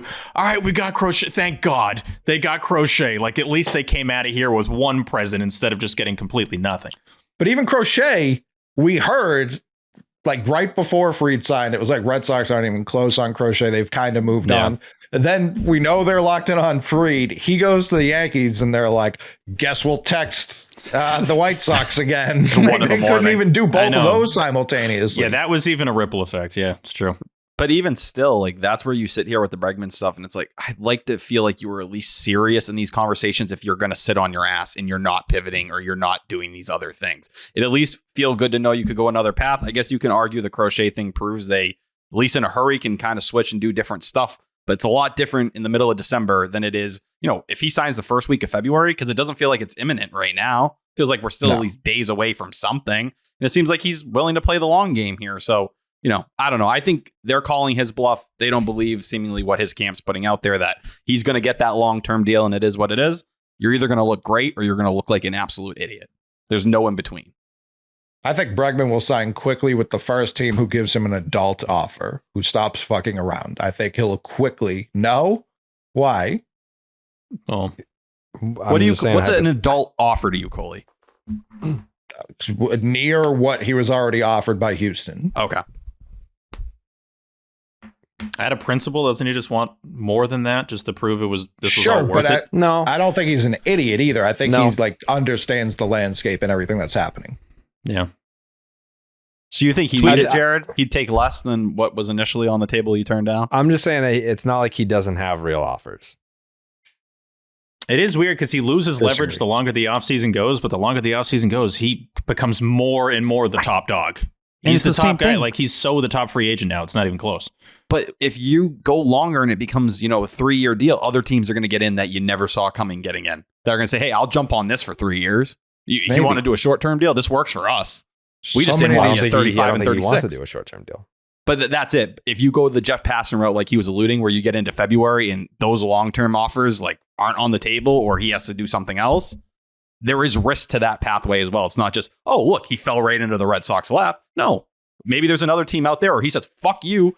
I wanted to go to you and you never manned up and gave me an offer at least I felt like I was worth. Just out of spite, I'll take this deal with someone else that's similar because at least they acted like they wanted me. Oh, if teams really wanted him, I feel like he'd be signed by now. That's it. I know to a certain, you can act like you want a guy to a certain degree, but yeah, whoever becomes the most serious coming up here probably has the best chance. But then again, I'll always look at Jerry's face and I'm like, I don't know. I don't know what to believe anymore, but it just blows that it's gotten to this point, and it at least doesn't feel like the Red Sox are super serious as it stands right now. And if you're not serious now, when are you going to get serious? We're going to be tossing balls around in Fort Myers in 3 weeks. Like, come on. I don't know that they're not serious. It's just the not actions serious enough, and the actions and the words are not lining up, and they haven't lined up all off season.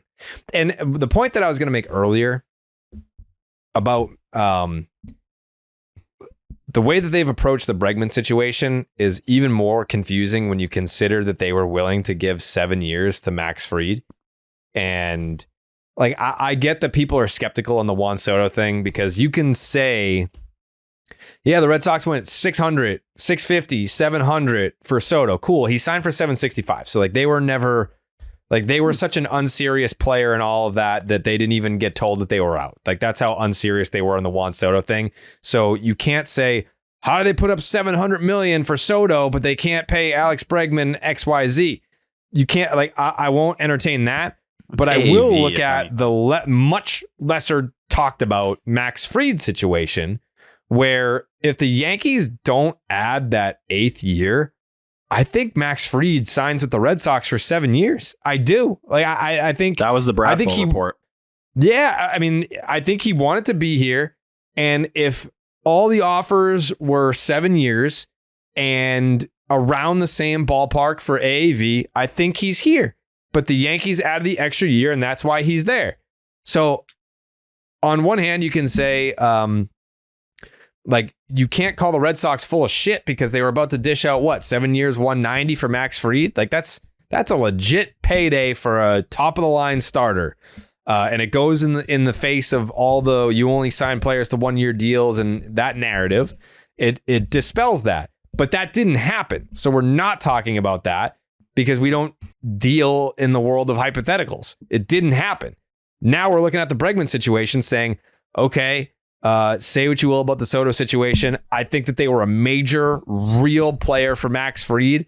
The years, the money, it all lined up. They weren't trying to, throw a deal out there like, oh, well, maybe he'll take this. Like, no, it was a real legit offer. And with the Bregman situation, I don't know why they're dicking around. I don't know why they're playing footsie.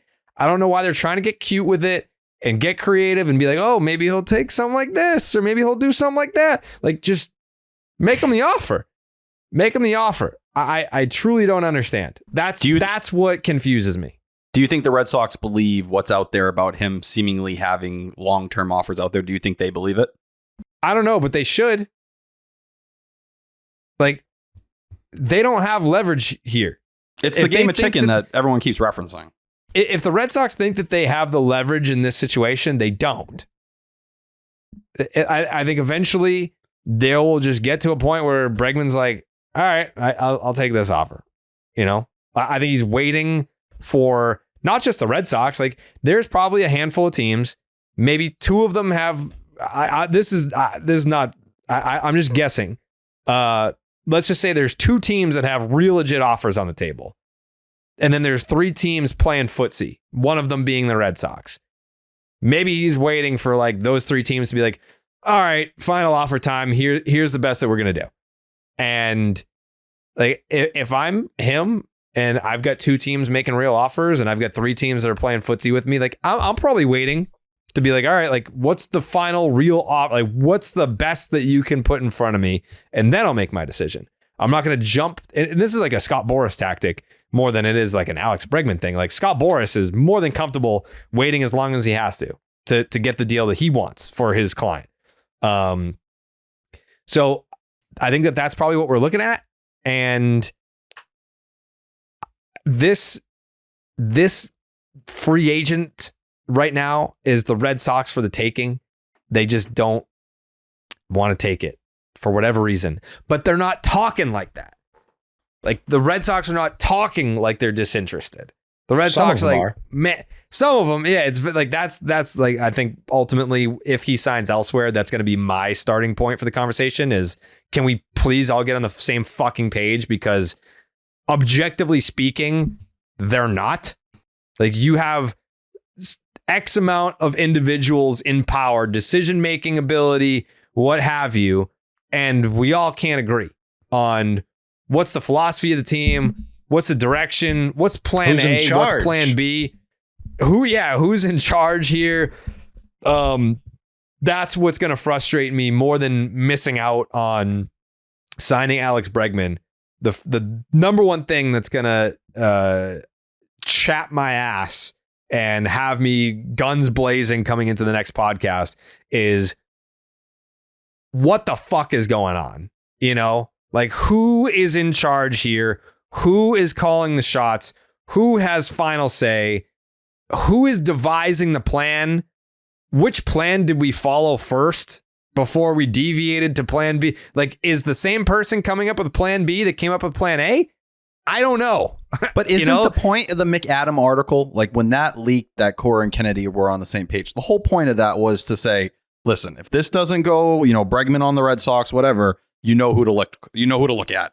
You look at Craig Breslow, the guy we've told you who was making the decisions, as much as people don't want to believe us, who thinks he's a puppet or whatever it may be. We told you it leaked out there. That's how we feel. That's where everyone turns to. That's what it's all going to go to. It's going to be right at Craig Breslow. And whether that's purposely done just so they can kind of sit there and say, hey, man, like the heat's off of us or whatever it may be. You don't leak that for no reason. There was intention behind that report getting out there. Yeah. And it shouldn't even be viewed negatively. Like either you hired the guy to do the job to build the team or you didn't. And right now it feels like you didn't. It feels like he is there to do, whether it's rebuild the pitching infrastructure, like it just not the job he was really hired to do, just one part of it, because there's no other reason, like you're saying, to do that if he's not actually in control of the roster, which it sounds like he isn't. Well, I mean, he's clearly not in control of how much money to give free agents because that we haven't figured that out yet. But I think he's also not pushing for it. You know what I mean? If Bregman doesn't sign here, that's telling you Breslow told you not to. Breslow decided not to spend that money because apparently Breslow doesn't believe in the player. Like, yes, that's what that report would say. You're guaranteed in that situation to feel like Henry was willing to spend XYZ on Bregman. All we know is someone from ownership and Alex Cora were willing to spend on Alex Bregman. There you go. You 100% think that John Henry is willing to spend what it costs to get Alex Bregman here and is maybe willing to get a little uncomfy with what the price is? What is he more willing than Craig Breslow? Uncomfortable would be. I don't know. That's how I'll word it. I think he's more willing than Craig Breslow. Yes. Okay. Yep. That's fine. That's the whole reason that report got come put back out on there. Breslow. Yeah. Well, but obviously, it would also it's for Cora to look like the good guy because he does want Bregman. He should want him. That's the biggest thing that drives me nuts. Kennedy. Like, why would he Everyone sign looks like the good guy except Craig Breslow? But I always go back to Cora. Like, what's the point of signing the extension if you don't believe they're going to sign guys like Alex Bregman? Of course, you should think they're going to sign Bregman or someone of his caliber or be serious about free agents. If that doesn't happen, then why would he stay here? And they told him. They're going to commit financially. And it's late January and they haven't. So it's like just the same song and dance over and over again. I think Cora, there's a lot of factors into him signing here. I do think family and the situation here was very important. I think there's also only so many organizations, maybe 2 or 3 tops, you consider going to that are going to spend more than the Red Sox. And that had a managerial opening on top of it. Also, in addition to that, how many of the jobs that we talked about Alex Cora taking actually opened up? None of them. Exactly. Well, he also resigned. So that's part of the reason they didn't open up. I guess signed. The Phillies were riding high. Fire your manager on the off chance that you hire Alex Cora? Like people were talking about the Yankees. People were talking about the Phillies. People were talking about the Dodgers. Like none of those jobs opened up. Dodgers won the World Series. That would have been an aggressive move to fire. Good job, man. You're fucking fired, though. Especially after Cora signed his extension 3 months prior. You know what I mean? Like if Cora were a quote unquote lame duck manager and was a free agent, he would have went. Well, I think the Phillies absolutely would have fired Rob. I think the Yankees may have considered going after him. But that was a major risk for him at the time because you don't know how those were going to play out. The Phillies were riding so high in the middle of the summer. Boone's got a job for life as long as Aaron Judge is there. Yeah, I mean, he's an easy person for everyone to laugh at and blame. Like, I get that. But I do think Cashman would have swapped him out. The fact that Cashman still has a job is just total. Because Boone still has a job. It's a perfect system for him. But even for where the Red Sox were, that Colorado series, you had one bad series to start the All-Star break. The vibes were still very strong. It still felt like, wow, this team is really kind of playing above their head. And it seems like maybe they're going to really hit their stride down the stretch. Obviously, it went the complete opposite direction. But you got to remember the state of the Red Sox and where they were at when he did sign that deal. It just went very downhill after. Didn't we just lose like 20-5 the night before? Oh, yeah. I'm just saying they were fighting coming right out of the break. These guys were really rallying together. No, not everybody. Not everyone was fighting on that night, Steve. The Trevor story. Yeah, clearly not. There's a scenario, though, Jerry, where, and correct me if I'm wrong here, if we're talking about hypotheticals, where I don't think it would be crazy for Alex Cora to not manage this year versus what he's had to do recently with the Red Sox. Like, is it that bad for him to be the top free agent manager versus signing an extension with a team that he doesn't believe is going to commit to the roster? I don't think that's that crazy. I think he sees enough to know that, the Red Sox are still going to be, at least you'd expect that 12, 13 range in terms of spending. But say what you will, the farm system is the farm system. When you have Christian Campbell and Roman Anthony, even if the spending isn't at that top 3 or 4 level, it's like, this is still better than a majority of spots that I would go to in the big leagues right now in terms of financial support, prospect, and the young core at the big league level that was surging and going in the right direction at the time. You can't point to the spend when it's so below what it should be. No, yeah, but they're not prospects. bottom What of you're the saying is league. Prospects too. You're not like No, the financial thing doesn't matter when you're not going to spend. I think it does. You're not going to go to an organization that doesn't, at least spend in the top 15 of the league bare minimum. He's not going to any of those. The ability to spend. I mean, obviously there's different versions of spending, but like if you have the ability to spend, fine. But when are you going to spend? Like it keeps coming back to the same thing. While I'm upset with the Red Sox spending, the truth is there's still a lot worse places it can be in any of these other markets that he would not go to. I didn't think where you would not get the same support. A's. Like I was never but that's all I'm saying. There's only so many jobs at that point. That's a pathetic bar, is what we're saying. That's a very low bar. I think it all factors in. When Dallas and I did that top 5 most improved teams of the offseason segment, outside of that top 5, not like anyone, like it's very fringe after that to even try to make a case. It's like the D-backs are on the fringe just because they signed Corbin Burns. It's really the Dodgers, the Mets, the Yankees, and the Red Sox. Like as far as in the Phillies, those are the only teams that have like done anything. You the go Angels down the have list. done things. Am I wrong? They shouldn't. The Angels did things like if we're going to use Tyler's bar of that, like the Angels far exceed that. But like you've got teams like the Padres, the Braves, teams that have literally signed nobody. The Twins, it's nobody. Like they just have done nothing. Like literally nothing. The Padres have something They're in disarray. Very strange happening. Plus, if we're also talking the last 5 years spend, they blow us out of the water. So I can't really Mike Schilt went there and has been part of the turnaround. Like Mike Schilt went there and the Padres got back on track. That's not a job opening for Alex Cora. I'm just saying he got their clubhouse right. Like that's not an opening just because they're spending. Like there aren't many jobs Alex Cora would be willing to take. No, my point was we can look at the Red Sox and be like, they got to fucking do more. But it's like, how many other teams have even done what the Red Sox have done? If that's the bar. That's what I said. Not many. 4 or 5 teams. A lot of those teams That's all I'm saying. They're playoff team. You know what I mean? Like they don't have the desperation the Red Sox have right now. Yeah. And that's still the Sox still having that desperation, haven't done what we expected them to do. They've underperformed this offseason. Big picture wise. Those other teams also didn't come out and be like the taxes, nothing to us. We shit on that. We wipe our ass with the luxury tax, like Sam Kennedy did. I forget what night that happened, but he said it one of those nights. Oh God! So it's just like it's the Sale Cy Young thing one more time. I know. Hey, you're sticking to it, Cole. You've been consistent with it. Have they spent since then? They gave Walker Buehler $21 million for 1 year. I still think it was just like a happenstance that it was the night that Sale won the Cy Young. It's not like you're on Twitter and like every day it's like Chris Sale. Like fuck, man, why'd you trade Vaughn Grissom? Why'd you have to get him for Chris Sale? Like I don't see that on the timeline ever. People bitch about the same shit every day on Red Sox Twitter. That's not one of them. Well, because Vaughn Grissom rules. I think everyone understands that. Wow. Yeah, it's going to be nasty, dude. I think people just can make sign sense of the Bregman. trade. What are we doing? Just sign Alex Bregman. It's not that hard. It's a bad sign Jurickson Profar.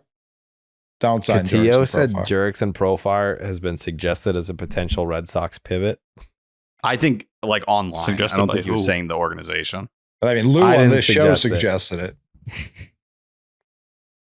There's certain characteristics of what he did at the plate last year that makes sense for where the Red Sox are at. He mashed lefties, didn't strike out at all, like very low. And all his advanced metrics were incredible. He just, every other year, he sucks. So, and he can't play many defensive positions. If you told me in 2025, him and Yoshida had similar offensive numbers, I wouldn't blink twice. But you can't have him on this roster if you have a guy like Yoshida here. Makes no sense. I mean, like there's like 7 guys. You would be signing him to be your like outfielder 5 once you factor Anthony in. Yeah. You can move him around like if that's what you want. He's a horrendous defender everywhere, though. Outside of Rob Mookie. Yeah. So he's got that going for him. Yeah, no, he's a Padre. That's what Jurickson Profar is. He's going to take that 1-year deal once again and just run it He'll back. be there, or he'll go to the Rockies and get traded back at the All-Star break. Like that's exactly what will happen. Profar makes no sense. Alonso makes more sense than Profar, but still not a ton of sense. I don't want to talk about Jurickson Profar. No, not doing it. They were connected to him going into I just said I don't. Are you fucking listening? I'm sorry. No, I don't think he ever does. Yeah. Food for thought. It's like the thing about not talking about him is I'm going to talk about him like starting now. Let's do a deep dive on So the fast. You know who's oral name? history of the Red Sox connection to Jurickson Profar over the years. It all started when he took plate at the Little League World Series. It all started in Curacao. I'd say when he homered in his first at bat, that was kind of cool. I won't lie. That sticks out in my head. Jurickson Profar, you remember when he homered in his first MLB at bat? He went No, I crazy. don't remember that. Number one prospect in sports. prospect in The baseball. 05 Little League World Series. I remember I think it Jason was the right Hayward field. did that. I was watching live when that happened. Hayward was very cool. Yep. I completely lost it. Oh, we haven't talked. No one's brought up Nolan Arenado in decades. Oh, don't worry. He's messaging people saying he wants to come to the Red Sox. That's what we saw from a certain He Twitter responded account. to somebody. Yeah. Pretty desperate. That's not Wow. desperate. Oh my God, please. That Shut is the desperate. fuck That is up, desperate. I'm Tyler. sorry. That is desperate. What was the exact thing? Someone was like, come to the Red Sox, and he was like, yeah, sure, I would love to. Yes. Like, he didn't say- if you're sitting here telling people who are DMing you, you're sitting here talking like he fucking messaged a random Red Sox fan and was like, please let me play for your team. so they said, come play for the Red Sox. Come to the Red Sox. Raffy can move over for you. He said, I'm down. Oh, That's so desperate. That's desperate. I'm sorry. That's Dude, the if you're chillest responding answer to ever. people during the middle of the offseason, hey, I'd go there. Why not? When we have heard of other desperate actions that may be happening behind the scenes, it all kind of lines up together. I'll just say that. Tyler, if put it this way, if you were sitting there and like Pamela Anderson slid into your DMs and was like, "Oh man, Of all let me people to drain, mention right let me topical drain those reference. balls, T," and you responded with, "I'm down." Is that like a thirsty answer? It's in your Pamela mind? Anderson, not some random fuck on Twitter or Instagram. Answer the question. Is I don't- that like Pamela is that a Anderson's thirsty old. response? She's Wow, like 60. I what? love that. But she's looking great. In her prime. I'm only after one woman, and her name's Martha Constantinides. Thank you, everybody. What's her last name? I've never heard her last name. Constantinides. It's a hell of a last name. Greek. Good job, Martha. Yeah, it's obviously Greek. Everyone in the world heard that was Greek. The second I have name. a blindness. I don't understand how names attach to ethnicity. Okay. Moving on. Anyways, I'm down is not thirsty. I think it's thirsty. It's probably It's the most not. casual answer you could. Yeah, I'm down. Like, whatever. Yeah. I mean, Yeah, we're I'm also down, at that yeah. part of the office. There's nothing going on, T. Like, Well, all when you these know guys are there's just hanging out. The I'm down. Red He was Sox are just the bored. last chance for Nolan Arenado, and he's like, "Yeah, I'm down. I'd go there." You're just random person sending me videos. Now I hope we get him so you have a new guy that hates you in the organization. That's okay. Yes. I'd eat and it. we'll play this back. Absolutely. That's the plan B pivot. To be hated. Yes. When Bregman turns down whatever offer they put on the table, it's going to be whatever chump change they'll send Nolan Arenado over for. Because John Mozeliak's having a panic attack. Can't find a solution down there. Just keep shitting on all the potential allies that we would have on the team, T. What other allies have I shit on? Story. Bobby You say a lot of untoward things towards a Trevor Story. Seriously, the things Coley has said about Trevor Story, I don't ever want to hear that. What have I said? I'm sure What has Nolan he said? Arenado's and Trevor Story, when they come and hang out, Arenado's going to put his arm around me, Story's going to put his arm around Coley, and we're going to be the best of buddies. Well, I'm way What too is tall this? for him What to is do he that. doing right now? Yeah, I don't know what he's doing. What is this little jig you just, hey, Is bada there- boom. You have low blood sugar, T? I don't feel well. T will hit random points of the show where he just starts losing his mind, kind of out of nowhere. It's I think cranky. we're at one He of needs those. a mid-show he gets nap. a He little needs a cranky. nap. I'm a Good little thing cranky because today. this podcast is actually sponsored by BetterHelp. Thank God. Every January, T brings you 365 blank pages waiting to be filled. in 2025, maybe you're ready for a plot twist, or maybe there's a part of your story you've been waiting to revise. Life isn't always about resolutions, Tyler, that fade by February. It's about picking up the pen and becoming the author of your own life. Think of therapy as your editorial partner, helping you write new chapters and create the meaningful story that you deserve to live. Are you ready to write your story, T? I need to. I don't think it's started yet. What would the first chapter be called? Bullet's death. Okay. That's where you would start? That's where the trauma began. Yeah. What would the chapter be called that starts 2025? What would that chapter be called? Breggy time. Breggy time. Breggy salsa. That sounds fun. Yeah, that does sound fun. So you're manifesting is what you're doing. That's what I try to do every day. Yeah. Yeah, you're trying to manifest that Alex Bregman into your life. I want him inside me. Yeah. Well, okay. All right. Okay, boom. BetterHelp. BetterHelp is fully online, making therapy affordable and convenient, serving over 5 million people worldwide. Access a diverse network of more than 30,000 credentialed therapists with a wide range of specialties. Easily switch therapists at any time at no extra cost. Write your story, just like Tyler, with BetterHelp. Visit betterhelp.com/rocket. And that'll get you 10% off your first month. That is BetterHelp, HELP.com/rocket. Coley, do you think that the BetterHelp people remember us from Barstool? Yeah. You do? Yeah. Because my ears will still perk up, and like if you see me out and you say rocket, like I'll respond. But I feel like I don't push that as much anymore. So no. I was like, because it's like promo code Section 10, promo code baseball, promo code BID, promo code Jared. But like Rocket, that used to be every promo code when I was at Barstool. Right. It's you don't see it as much now. So I'm wondering, BetterHelp remember that promo code from Barstool, or I don't know. Definitely. I think they just had a saved file that said like Section 10 ad reads. And it's probably just the same thing that they sent over. Could be. I love how anytime that someone leaves Barstool now, I immediately just get dragged into the conversation. Like, yeah, but that fucking asshole Carabas, that piece of shit. And I'm like, man, I've been gone for quite some time. I'm glad you guys remember me. it's gonna be remembered at all. Yeah, anytime, because Caleb has now left, and Bussin' with the Boys have recently left, and Glenny, and it's like they just cannot have a conversation about someone leaving Barstool without being like, remember that fucking time in 2019? Yeah. What a place.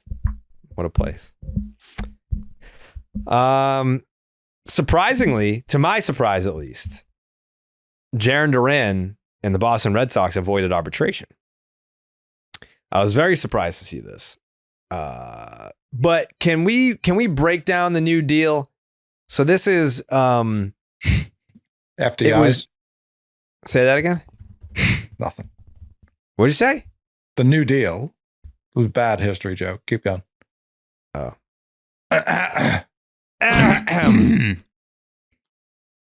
So it includes an option that is worth up to $8 million.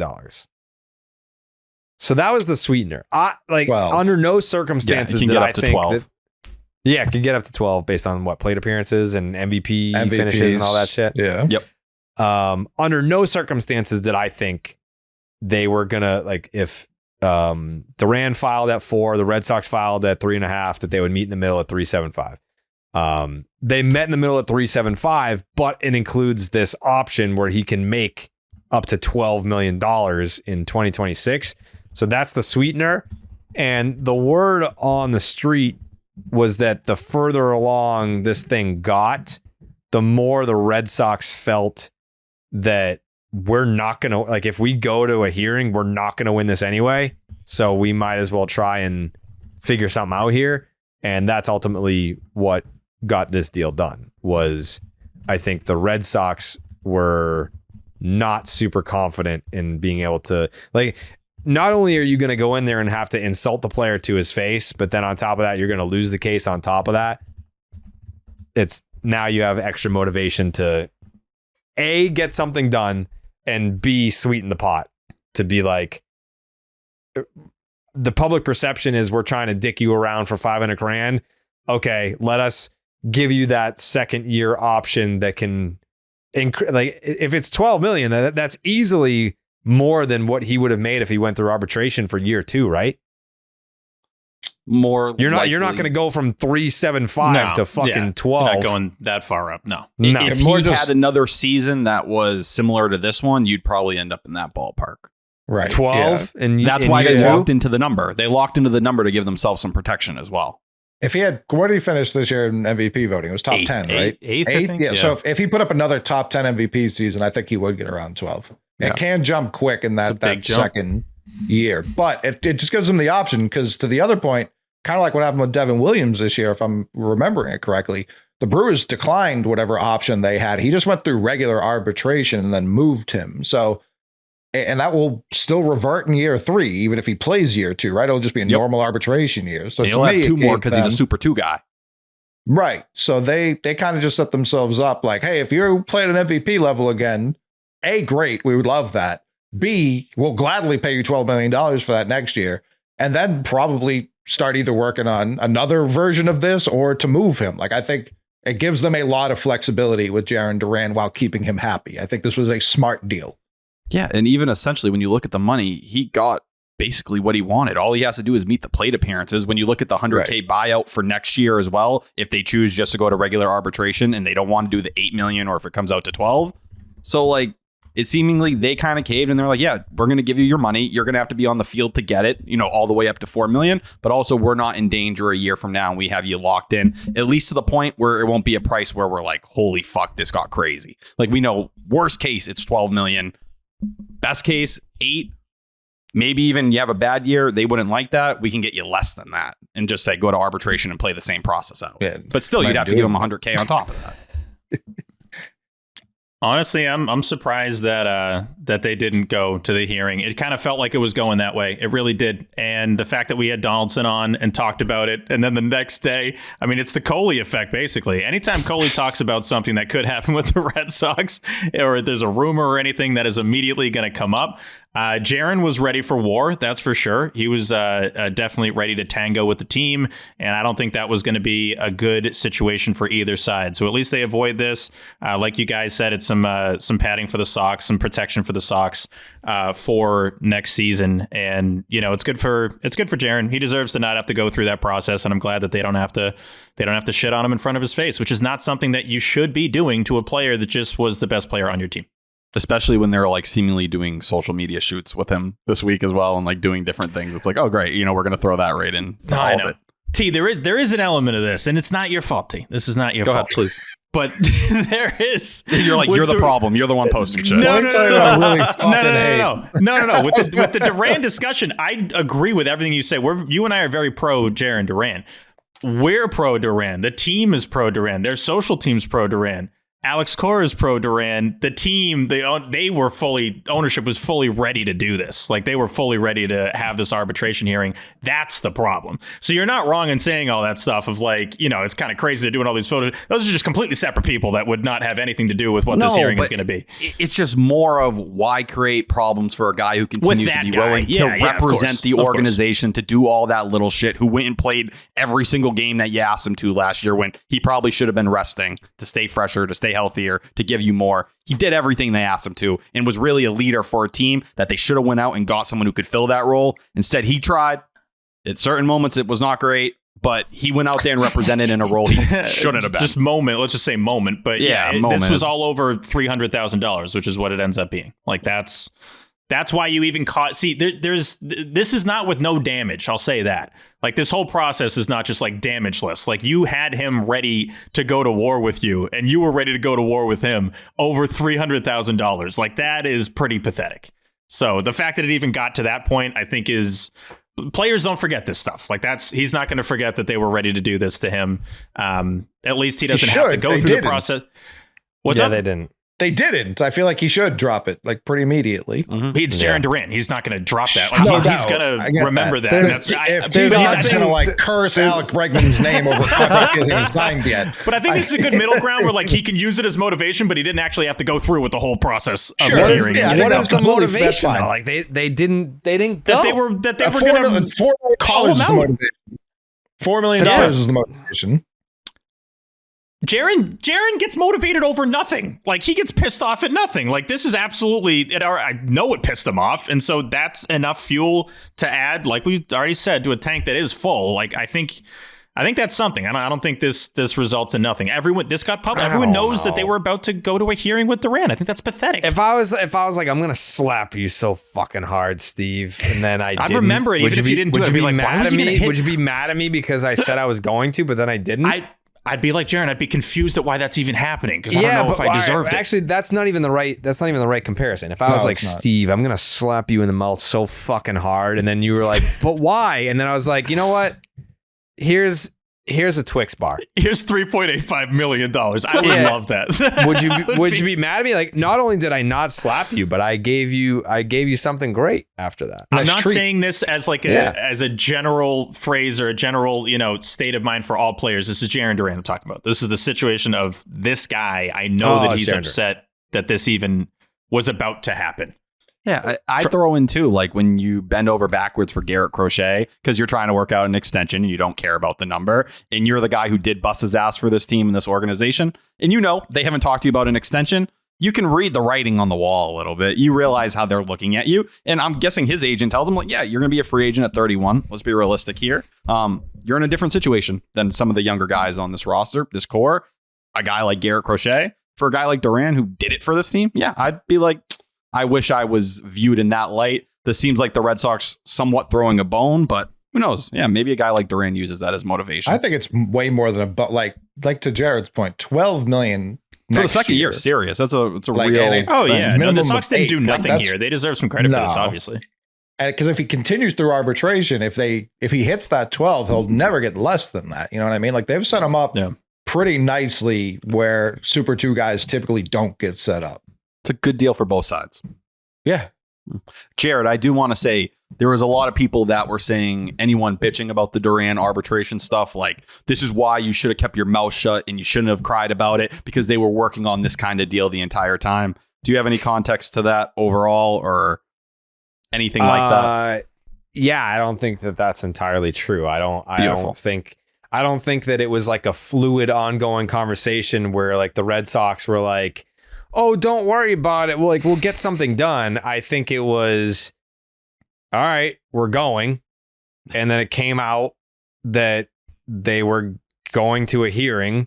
And then I'm not going to 100%. I can't discredit it. I don't know that I can accurately credit it. The backlash, people being like, are you fucking kidding me? But it went from like, they're going, the news breaking that they were going to go, and then a deal getting done pretty quickly, like in the day, 24 hours. Yeah. It didn't seem like it happened very long after that. But when it came out that they were going to a hearing, it's not like the Duran camp was like, no, don't worry about it. Like, we'll get something done. It didn't sound like that at all. It just sounded like we filed here, they filed there. We're not going to agree to, like, we're not meeting in the middle here. And then we're going to go to a hearing. Fans were like, what the fuck? How are you going to do that to, the best player in your team last year? And then pretty quickly a deal came together after that. So no, I don't think that it was anyone that was saying, what the fuck are the Red Sox doing? That was not an overreaction at the time. No, I don't think so. They kind of just used the arbitration process correctly, though. The Red Sox? Yeah, they filed and then met in the middle the next day. Like, I understand they didn't like. I think the second year option changes. No the doubt, second year but I'm option saying, changes. why would you pitch that ahead of time though? If there's a chance he would take the 3.5, like I don't. They kind of just used it. Like there are plenty of teams that will still go. No, I know, but they filed at 3.5. The Red Sox. Like there was a chance, and I'm sure this happens a lot. The player at the very last second goes, "Fine, we'll take it." This didn't happen this time, and they were like, "Okay, tomorrow we deal with this," and they did. Like I understand what Steve's saying. Like Duran for sure takes this is all as a slight. I have no problem with that. He's an athlete. A lot of athletes do. But the Red Sox, I don't know that they handled this like wildly inappropriately. I mean, there's a big part of this that's an unnecessary process when you could have just figured this out more smoothly, right? Like I get what you're saying. Like they you're got using something with the following year, so like I think it evens out. Both sides benefited from it, but you can also make, I think, a similar argument that this was not necessary to begin with. That you could have just given him 4 and then figured it out next year. Yeah, but they didn't give him 4. They gave him 3.75. You know what I mean? If I don't know that you can pitch an arbitration like escalators. You know what I mean? I think it's just a hard number. Correct. Well, that's if you go to a hearing. They couldn't offer him 3.75 to get or 3.8 to get up to 4 for this year. Like they couldn't have done that. Pre-hearing, you could. Yeah, no, I know, but I'm saying the filing. Yeah, no, right. You're not going to get in there and be able to throw way better incentives. for Duran. He's going to get the number he asked for as long as he doesn't fall and die or something like that, and he has a chance to get up to 12 million. And even if he does, he's still got more than what the Red Sox filed at. So he only won that part of it. Yeah, it's really hard to find a downside. He gave up money that he probably felt like he didn't have to give up. Like he was going at 4 thinking that was low, right? So if they know that he's filing at 4, the Red Sox file at 3.5 because they're comfortable at 3.75. So the Red Sox in the end got what they wanted for 2025.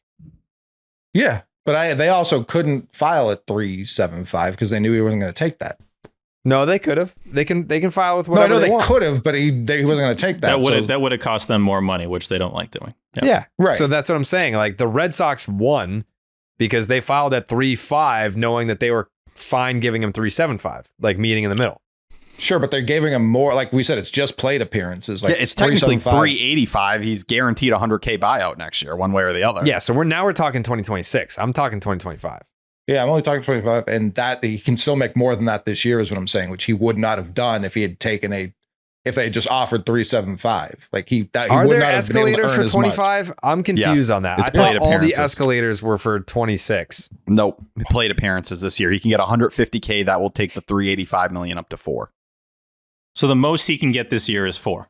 Correct. Yes.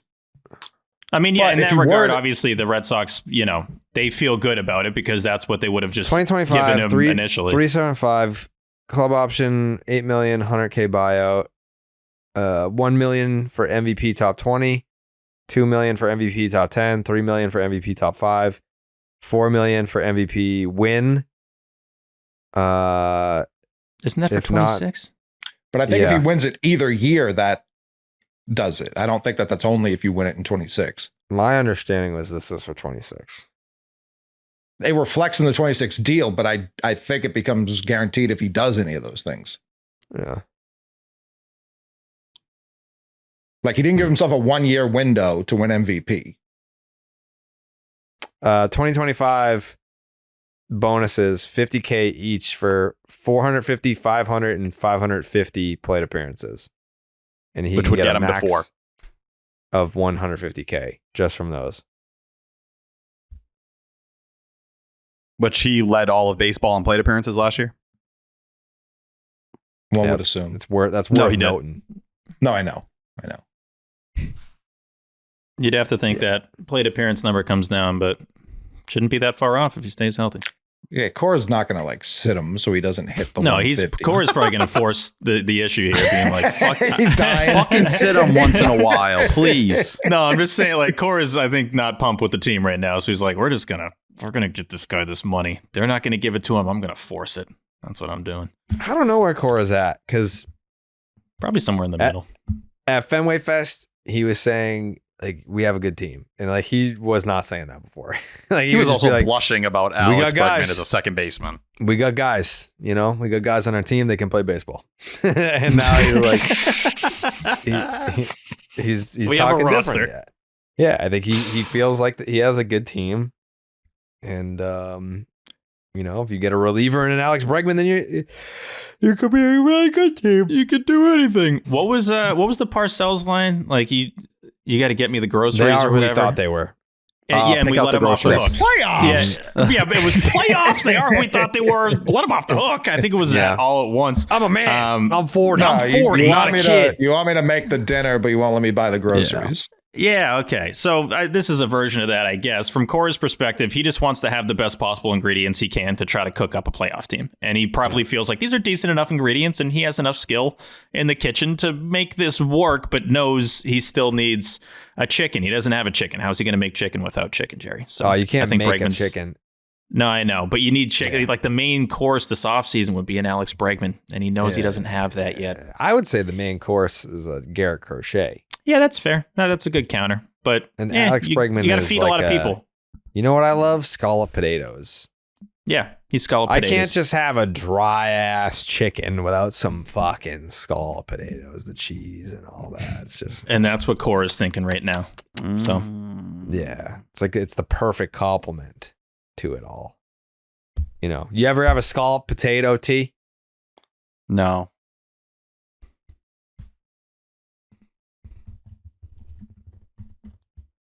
I don't even know what, like a scallop? You gotta go, dude. I'm sorry. What? Listen, hey. Hold on. Can we take a second here? Can I take the ball for a second? Thank you.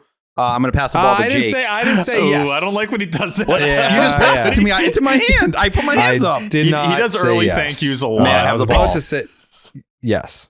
Thank you. I'm going to pass the ball to Jake. Tell me what a scallop potato is. You can't just request the ball and then pass it off like that. Yeah, that's I can't answer the question. You're wide open. I want you to hit the shot. That play would never work. I'm going to pass it right back. Fuck. He wants that assist. Suspend me. Fine. Throw me away. Nah, it's fine. If you never had it, you never had it. But you are missing out. I feel like there's a lot of things you've never had. I like to eat like the same 4 foods. Yeah, we know. I can't cook them for that. Buffalo tenders, pizza, burger. What else? T and I kind of have the same diet. I'm just realizing this now. We all do. Yeah, I guess. For adult children. There's no one on here that eats well. We can definitely say that. No, like what the hell do I eat that's so unique? The night we went to the Texas Roadhouse, when we were down in Texas, we ordered like the most kid meal thing ever. We all have like different versions of chicken tenders, like tendies, or like whatever it was, tendies and Diet Cokes, and just like different sauces and shit. That's clean living, brother. Telling you, we're all gonna be dead. Just eat the stuff you like. 100%. That's how I feel. You're gonna I'll be dead at 93 instead of 87. Who gives a fuck? I did see someone say that every time you eat a burger, it takes 20 minutes off your life. I wish he didn't say that. I'd almost toss him for that. I didn't want to hear Logan that. Paul. Logan Paul. Okay, no, I knew I saw it somewhere. Okay, whatever. Who cares? But it was with like the healthiest guy ever, the tweet said. It wasn't it the guy who like injects himself with his son's blood or whatever that fucking I think guy he wants is? to live forever. Yeah, that guy doesn't know I respect someone who's open anything. about that though. I don't want to live forever. Like I This barely team's want to made be me want to here die now. younger. That's what I'm saying. Someone who's like, I want to be here. I look at you and I'm like, you're built different. That's great. The longer this run goes and not make the playoffs, let's cut this short. Let's get out of here. Yeah. Oof. I mean, it's once the problem every year. It's like free agency. Everyone wants to blame the Dodgers. Oh, everyone's signing with the Dodgers. Well, that's how I look at heaven. Once heaven starts collecting all the people that I would rather be with than be here, then I'm signing with the Dodgers, brother. Jesus. That was like the nicest way to say you're going to kill yourself ever. Yeah. Yeah. T? I'd kill myself with you. All right, yeah, let's get something going. I think let's start cooking this up. Yeah, let's make some flyers. Maybe get some Nikes. Once like my people are gone, then I'm just gonna be like, why am I still like? What am I doing here? Like the party's over there. Mass suicide at Fenway Park. Yeah. But dope. Yeah, that's That's all. That's it. Yeah. You won't ever hear anything about, oh, Jared's kidneys failed. No. 3 rounds right to the head. I still don't know how you're getting the third shot off. I mean, technology. Yeah. No, the second shot, right? How is he getting the second one off? If that I can first see is that going one to the like dome. accidental, like your hand's still there. There's just no chance. Oh, and a dead hand falls down on the trigger. Yeah, true. Yeah, But then it doesn't have the momentum to get the third one. Yeah, that's true. No, You never know, right? You never know until you try. You say it's so. I mean, anything can happen. Like if you haven't done it, then like who knows? Yeah. The worst episode of Mythbusters ever. It's like I try to kill myself with 3 consecutive shots. Did you see this? Looks like a Instagram DM exchange from Sean, and someone sent him our video of the Marcus Titanic segment, and this person, it's blacked out, says, "Is this some kind of inside joke that I don't know about?" And he said the clip says the whole story, and this person says, "Carabas was on the Titanic. Who's Marcus?" And then he said, "Marcus is the family dog who swam 104 miles per hour to save Jared's life when the Titanic, when he sunk on the Titanic." He said, "And Carabas was on the Titanic." Yes. The annoying part with this exchange is like, dude, just watch the video. Like you're asking all the questions that are answered in the video. Right. It's like you got the Cliff Notes version. You're still asking questions. Like talk about like attention span. Jesus Christ. These Shout out Sean, by the way. He's an OG. He's been in the DMs for a while. OG listener. Yep. But yeah, just watch the video, dude. Speaking of watching the video, we were all in the premiere last night for the Real McCoy. Mm-hmm. Great debut. Incredible debut. Mike Eamon getting his internet dick sucked over that one. Very much, he deserves all of it. And so much so that he will be featured on the bonus pod this week. Be talking to him, get a little director's cut, a little behind the scenes. And we'll be doing some voicemails, right, Steve? We're doing the bonus pod with Mike Eamon, who is going to be talking about... There'll be some voicemails, you said? Sure, There'll be some voicemails. That? Yeah. There'll be some voicemails. How many? You know what? I don't want to do voicemails. I want the bonus pod. That's fucking... that's real. I don't want to do I'm saying this should be about Mike Eamon and what he did for this documentary. Yeah. That's the bonus pod, damn it. Yeah, that's the bonus pod. I don't like mixing up the bonus pods. I'm not going to stand still anymore. This drives me nuts. That's too bad. That's too bad. Can't wait to... There's going to be 3 voicemails. Push back again. There's going to be 4. It's the reverse Bregman. We'll contract. do a 4th one. We'll do a 4th one. You let me know. Option for 5. I'll start playing voicemails from my own phone. We'll be like, yeah, here comes a voicemail from Javier from Herb Chambers. What's he got to say? I don't know. Ernie Bach calling in. Yeah. Disappointed. Yeah, no, you shouldn't be. I feel like you should expect voicemails on every bonus pod. That's what the people want. It's not even what I want, really. It's not people. What you want? That's not what you want? No. You think I'm just full of shit, Steve? No, I think you want the voicemails, so that's why we do the voice. I like when there's a bonus pod that's dedicated to voicemails. I like that. Because then we can prep them, we can sift through them. Like we don't. This is for Mike Eamon. With the sifting. This one's to shout out our guy. You think Mike Eamon is going to show up to the bonus pod and be like, it's all about me, no voicemails? No, I'm just saying we should make it all about Mike Eamon. He did a great job. Why can't Mike Eamon answer one of the voicemails, dude? Yeah, we can do that. Yeah. Oh yeah, now it's all good because Mike Eamon gets to answer the voicemails. What if I want to answer the voicemails? I can't do that. You do this every time. Any plan I come up with for the bonus pod gets hijacked by Jared By Cross. what? It's 100% By fact. what? By you. By what? By you. Why? You do With this what? every time. What do you mean? T, it's not T, for the record, T, it's not this serious, but it. What do you mean? He's like, well, he's going It's in. the person who's usually screaming. I'm just enjoying watching someone else be in the seat. It's fun. You don't look like you're enjoying it. Just reading your body language. Yeah, my parents fought a lot when I was young. No, I'm not enjoying it. But I'm saying, like, when we set up a bonus pod, it always gets hijacked and goes in a different By direction. what? It's like, What do by you mean? you? What are you What do you talking mean? about? By What what, gets- Jared? Because I want voicemails because I want to hear the people's voices. You know how much I enjoy prepping for this show. And I don't like when I don't have voicemails prepped. I don't like when I don't have DMs prepped. Jerry? This is a question for Coley. Okay, so every time we've done a, every time we've done a, every Let's time bring in we've- an unbiased party. Yeah. I know what he's going to say. We always do voicemails. Okay. All right. Every time that we do a bonus pod, I ask for voicemails, I believe, every single episode.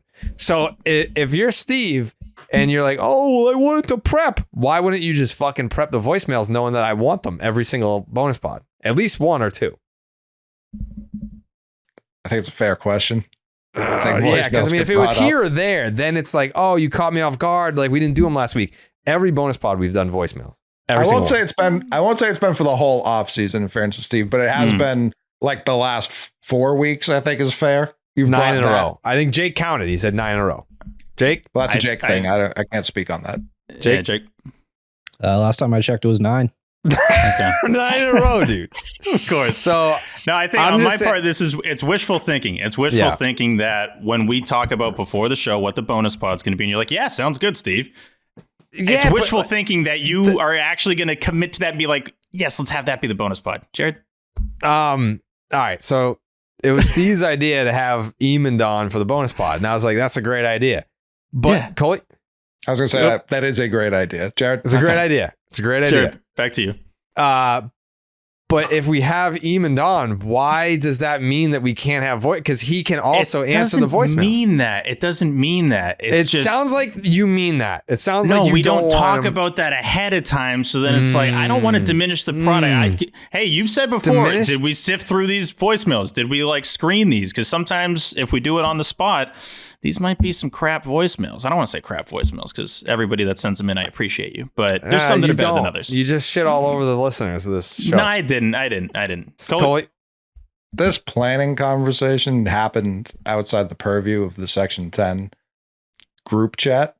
If it had been all together, just throwing this out there, we could have solicited voicemails specifically about the Real McCoy. Could have been a big thing. But That's true. I wasn't able to have that suggestion ahead of time. So what the Uh-oh. fuck? See? When you were preparing for today's shows, did it ever cross your mind to even consider the voicemail, Steve, or was it not even an option? No, again, it was wishful thinking. In the back of my mind, I could have assumed probably that Jerry's going to try to hijack it with, "Hey, where are the voicemails?" I don't like you continuously using the term hijack because then Great that Black means Ops that 2 I'm map. making it about me when the voicemails, everyone gets to partake in it. I love the voicemails. hijacking I it. brought the And- voicemails back. Of course, I love the voicemails, Jared. Also, Coley, I would argue, I'm no big time city lawyer. yeah, I would argue it's impossible for the host of the show to hijack the show. I'm not even saying the show. I'm saying the pilot flew to New concept of it. York. yeah. It's not. I'm more saying the plan. Hijack the plan, not the show. Jerry. To me, and maybe it's because of the era that I grew up in, the term hijack has a negative connotation to it because most hijackings that I'm familiar with ended in catastrophe. Oh, So- terrible. I don't think that any time that I've suggested to have voicemails on the show that the show was a catastrophe. T? Yeah, I don't really care for your like negative connotations with that word. Hijack to me means good things, positive things, great childhood memories. What? Yeah, I like the word What hijack. are you There's nothing wrong with talking that. about? Dude, I had some great moments on Hijacked. Black Ops 2, dude, that is one of the greatest Call of Duty maps of all time. That is a great map. I But T. thought Thank he you, was about thank to you. be like, oh man, you should have seen You should have seen the. You should the have seen fun what I had. did. Yeah. No, that is maybe the best map in Call of Duty Thank history. you. So there is that. But no, yeah, maybe hijack's the wrong word. But you know how I am, Jerry, with Coley hated that planning take. stuff. Coley. When you rear-ended this guy, because we kind of skated past that. I know. Yeah, We should we talk did, more about yeah. that. Yeah. What what was the damage looking like? What do you mean he let you go? Like, do you think you were gonna get citizens arrested? What are you talking about? No, I've been in a series of car accidents since I got my license, though, so I pay a lot for No, we know insurance. I'm also at the point where, like, I think one more fender bender and I might have to take like some version of driver's ed again. But when I, scraped him from behind, all I saw was the nail for my license plate on the car. And he kind of got out and it was one of those looks like, I don't have fucking time for this. He stopped immediately, which I hate when you rear end someone and they stop in the road. Like, can we pull over? Like, I hate when they get inconvenienced. right, dude. The fact that you're like used to what happens is not a good sign. Just get over to the fucking right, dude. Like, stop making it. You're making it about They're you. bleeding Once from their again, this face. idiot's upset I hit him. Like, come on. Everybody's trying to get to fucking work, and the guy I rear-ended a couple years ago down the street from work who fucking called the police. back seat. No. This fuck. I rear-ended the fuck out of him, number one. Number two, he wouldn't roll his window down to talk to me like I was some fucking threat or something like that, because I was telling him we can work this out. Go ahead. If I got rear-ended by someone who immediately got out and came to my window and looked like I'm not rolling Tyler, with that. I was late for I'm work. locking the door. I'm calling the cops. I'm like, this man is trying to kill me. He's at my window now. He clearly tried to run me off the road. He's not done with me, and he's getting really aggressive. He looks aggressive. I don't know that I'm just being like, oh, hello, sir. Saw that you hit me. Appreciate you rear-ended me. That was cool. Yeah. Shout out to that guy for not making a big deal out of this. Shout out We to got that through guy. it. We got through it quickly. When I get this insurance claim a week from now, and it's like the craziest thing, they're like, it was a hit and run. It's going to be a rough moment, but shout out Oh, to that'd that be guy. so funny if you got arrested. Oh, Yeah. man. I do love that a lot of our shout outs are like our people, like Eamon or the listeners or anything. If T says shout out, someone either shit their pants or like he rammed into their car or like he punched somebody. You just know it's going to be a different kind of shout out. I respect Yeah, that. the 9/11 hijackers. You never know what he Listen, I mean, shout out, like, how do you pull it off? That's wild. It's like, shout out. the My RAV4 guy, ate Mo that shit. Atta, you know. Yeah, I've Shout out that iceberg. rear-ended people before. It's been a long time. I used to do it all the time, so I can't even really get on T that Let's much go. for it. Well, but you like, had the DR flags T whipping in the while wind. ago. You couldn't Yeah. How old are you, see. T? You're 27? I just 26, drive around 26. blinded by the Dominican flag. Yeah. Like, No, I that can't would see a happen early. fucking It thing. was look at the phone thing and then you learn your lesson. But T's Yeah. 27, still doing it religiously. 26. Let's be Or careful. 26, my bad. Yeah, this is Let's probably my be third careful. time. Besides the major accident, this is the third time.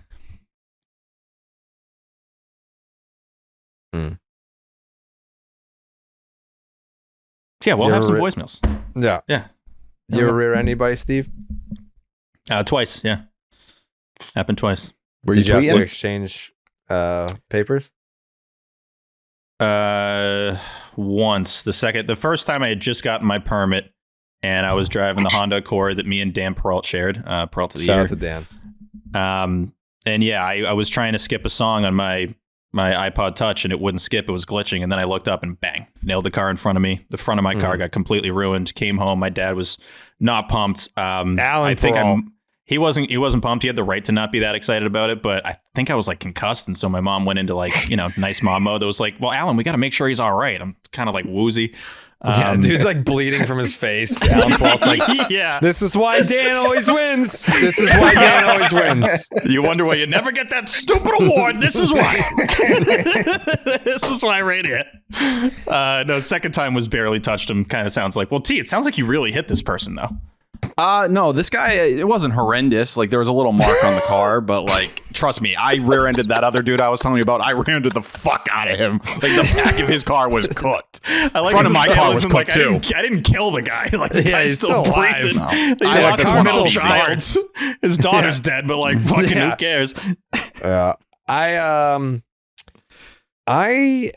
I never, like, it took me many years to learn my lesson of rear-ending people. I rear-ended probably 4 or 5 cars before I learned. And Coley, I'll explain.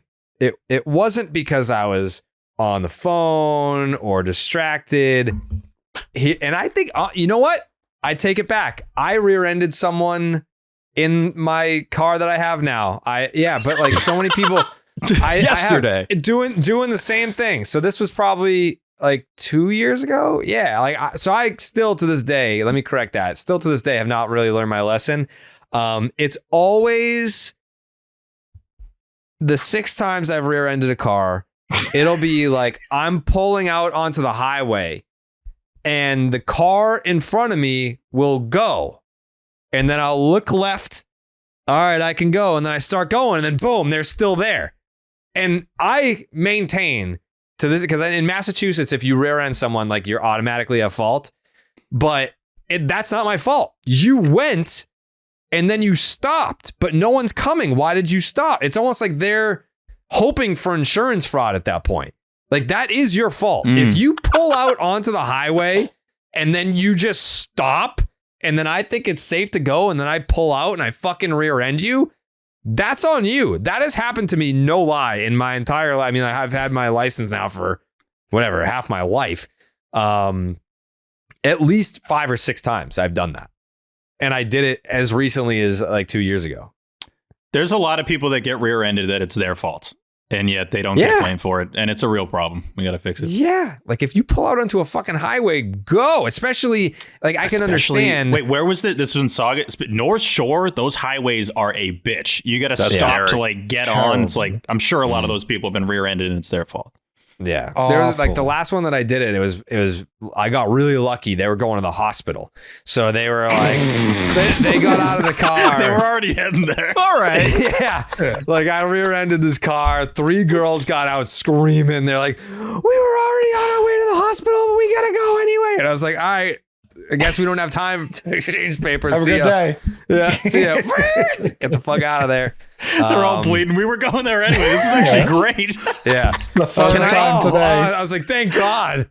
Awesome. I've always wanted to be drilled. rear-ended by someone else because like the opportunity there, like if someone were to hit your car, like I heard you can get mad money if you shit, you piss, like you do you start puking. Whoa. It's not a shark attack. What are you talking about? No, if you have like a traumatic response with your body and fluids come out when you get hit, it's extra money. I heard that somewhere. Tyler just gets like a little bit of a fender. Tyler gets into a little bit of a fender bender and just pulls down his pants and shits on his seat.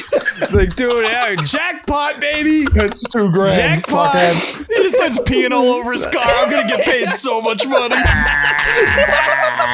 He's just doing that. This is a real thing. Dude, just spraying in his glove box. He starts like jerking off. Whatever the fluids are, I'll release them. 10K if you come. Yeah. 10K for cum. You lightly tap his bumper and you go up to the window. He's just pissing in the center console, trying to shit in the backseat. Just a mess up there instantly. He looks at him. You're fucked, buddy. Wait till the cops show up. Why just shit and come off the window? So you're gonna tough day coming in court, bucko. Money sides, baby. Yeah. Guy's like, damn it, he knows the rule. Just making direct eye contact while he's pissing all over the steering wheel. You better lawyer up, pal. That's not good.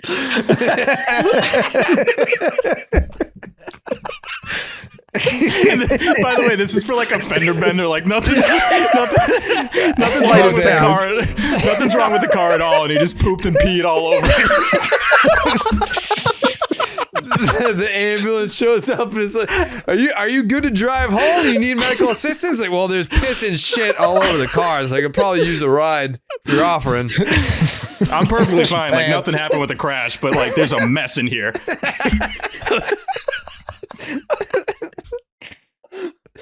Yeah, not exactly leather seat situation, so I'm probably gonna need a lift.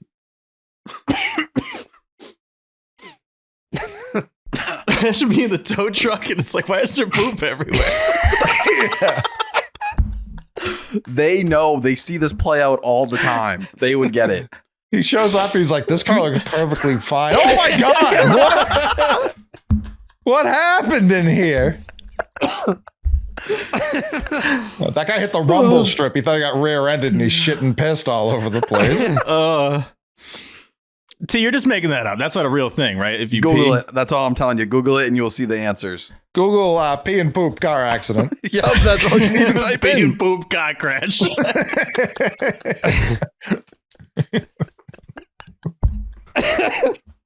Here we go. Oh God. Here What we happens go. if you There we go. defecate during your car accident? If you are not injured at all in the accident, save soiling yourself, the insurance adjuster is unlikely to pay you anything because while embarrassing, it does not really rise to the level of an injury as contemplated by the law. Oh, so you don't even you just shit all over your car for no reason. So you got to be hurt. You make sure something's broken and then shit. I'll break my own arm and then shit my pants. Yeah. I mean, sure.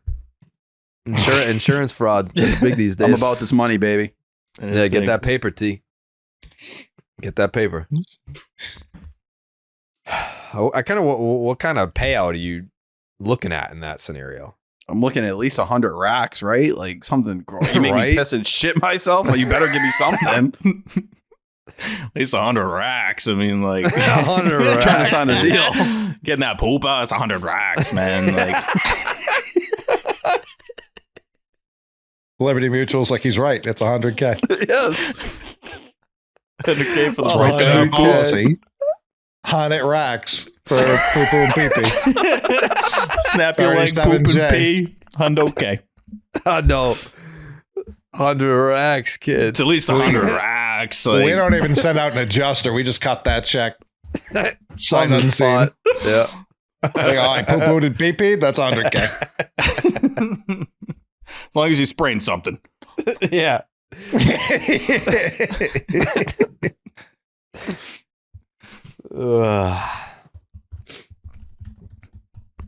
Yeah. Well, that's talking car insurance. Insurance fraud. Yeah. Insurance fraud, yeah.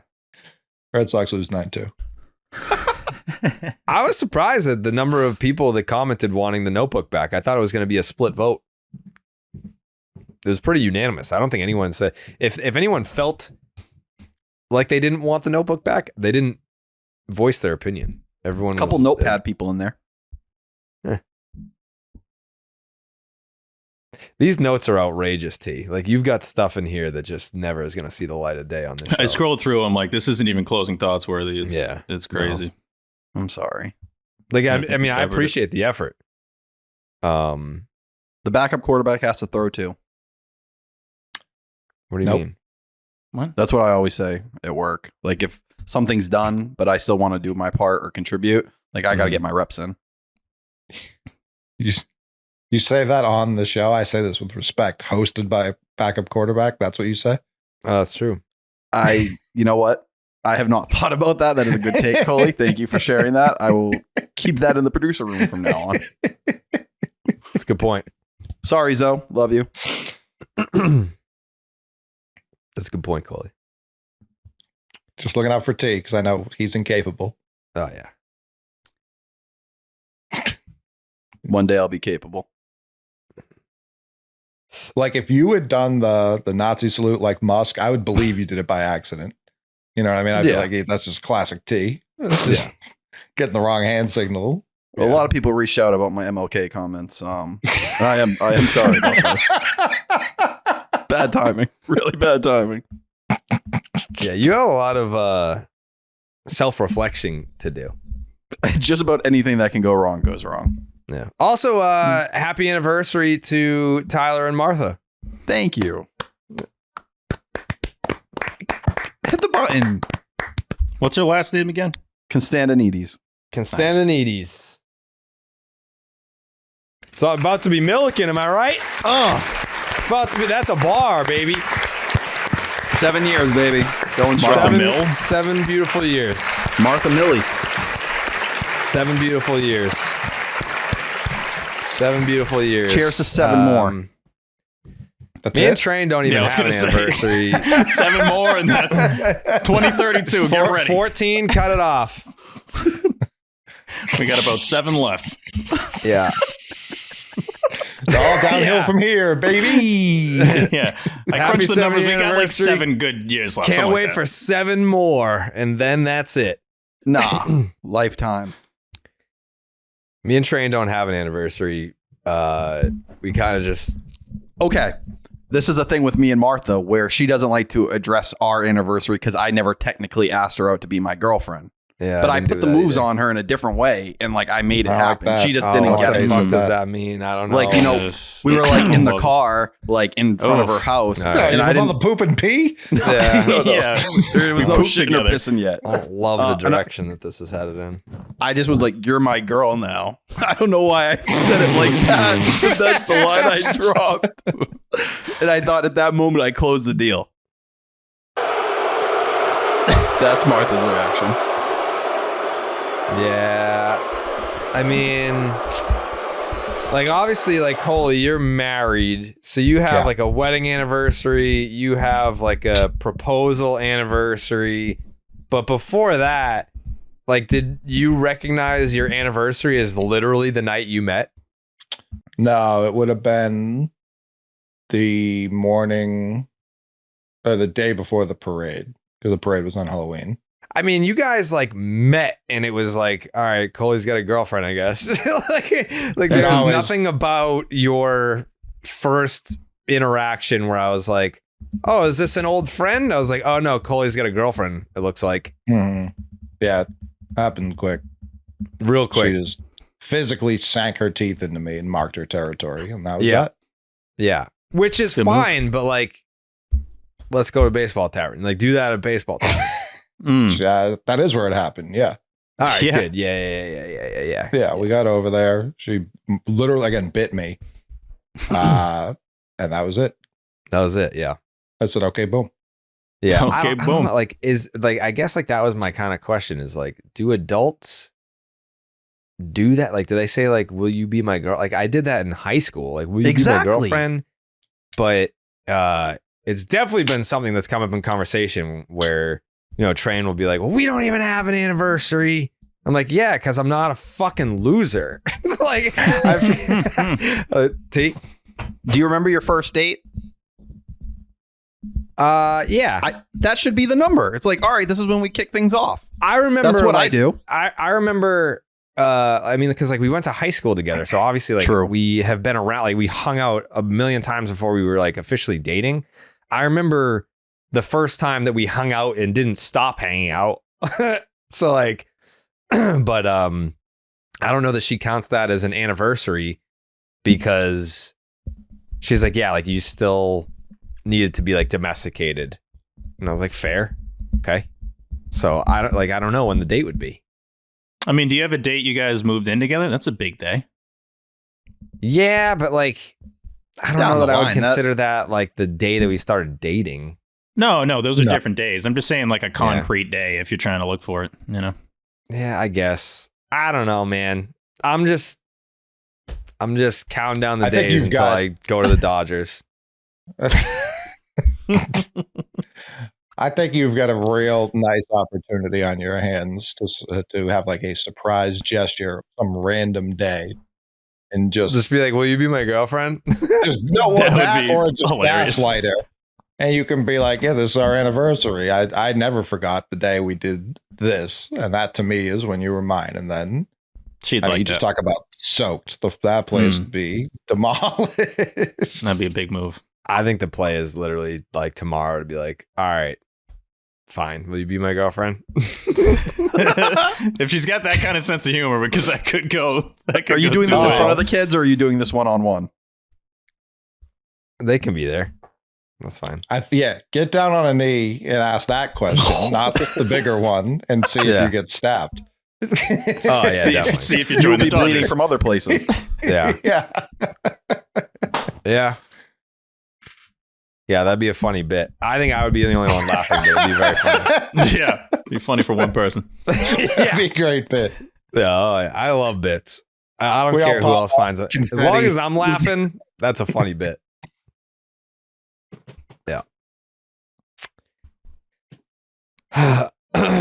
All right. Anyone else have any Red Sox thoughts?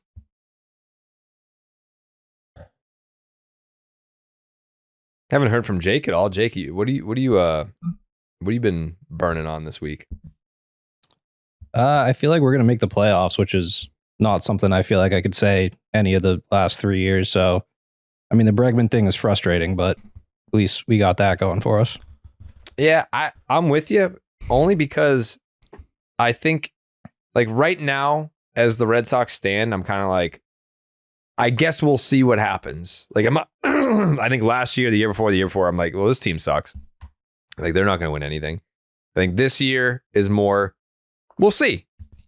Like I'm not going to say they're going to make the playoffs. I'm not going to say that they're not good enough to make the playoffs. It's kind of just, I'm open for the ride. I'm open to see where this team takes me. That would be my stance without Bregman. With Bregman, I am instantly saying this team has the makings of a playoff team for sure. Contender. Yeah, Yes. I think you're a World Series contender if you get Bregman. I will say, like, if you're trying to be positive, I think it is the best rotation right now on paper you've had since 2019. If you believe they need to do something with Cutter Crawford, maybe that's your solution to what they need in the bullpen, lacking one arm. And, you know, when you're talking about the lineup as a whole, no Bregman, you better sit and pray for a full healthy year from Trevor Story and Tristan Casas, and maybe that helps close the gap there. That's if, you know, you're playing the ifs. These are big risks. These are risks you shouldn't have to depend on. But if you want to be optimistic and positive and what maybe the Red Sox front office is telling themselves with Christian Campbell debuting and maybe Roman Anthony at some point, this is probably what they're coping with. They're absolutely relying on Campbell and Anthony well ahead of Trevor Story. They can't in good faith. If any of their reasoning for not going after Bregman has to do with Trevor Story, they genuinely should all lose their jobs. Like he's here. He's got a good glove. Even full health. There's no world where you should be relying on his bat. That's insane decision making if that has any influence on what they're doing. He will not be the middle of the order right-handed bat that you can put between Devers and Casas. That's just a reality. Even I think if you get a good version of Story, it's like a 6 or 7 hitter. Right, which is very useful. Yeah, I've with his always defense, said awesome. if that Steal guy's your 25 7 bags. hitter and you get the 20 home runs, you know what I mean? Unbelievable. But you're not living and dying on his production. Right now, they've set themselves up to potentially live and die on his production, which is awful.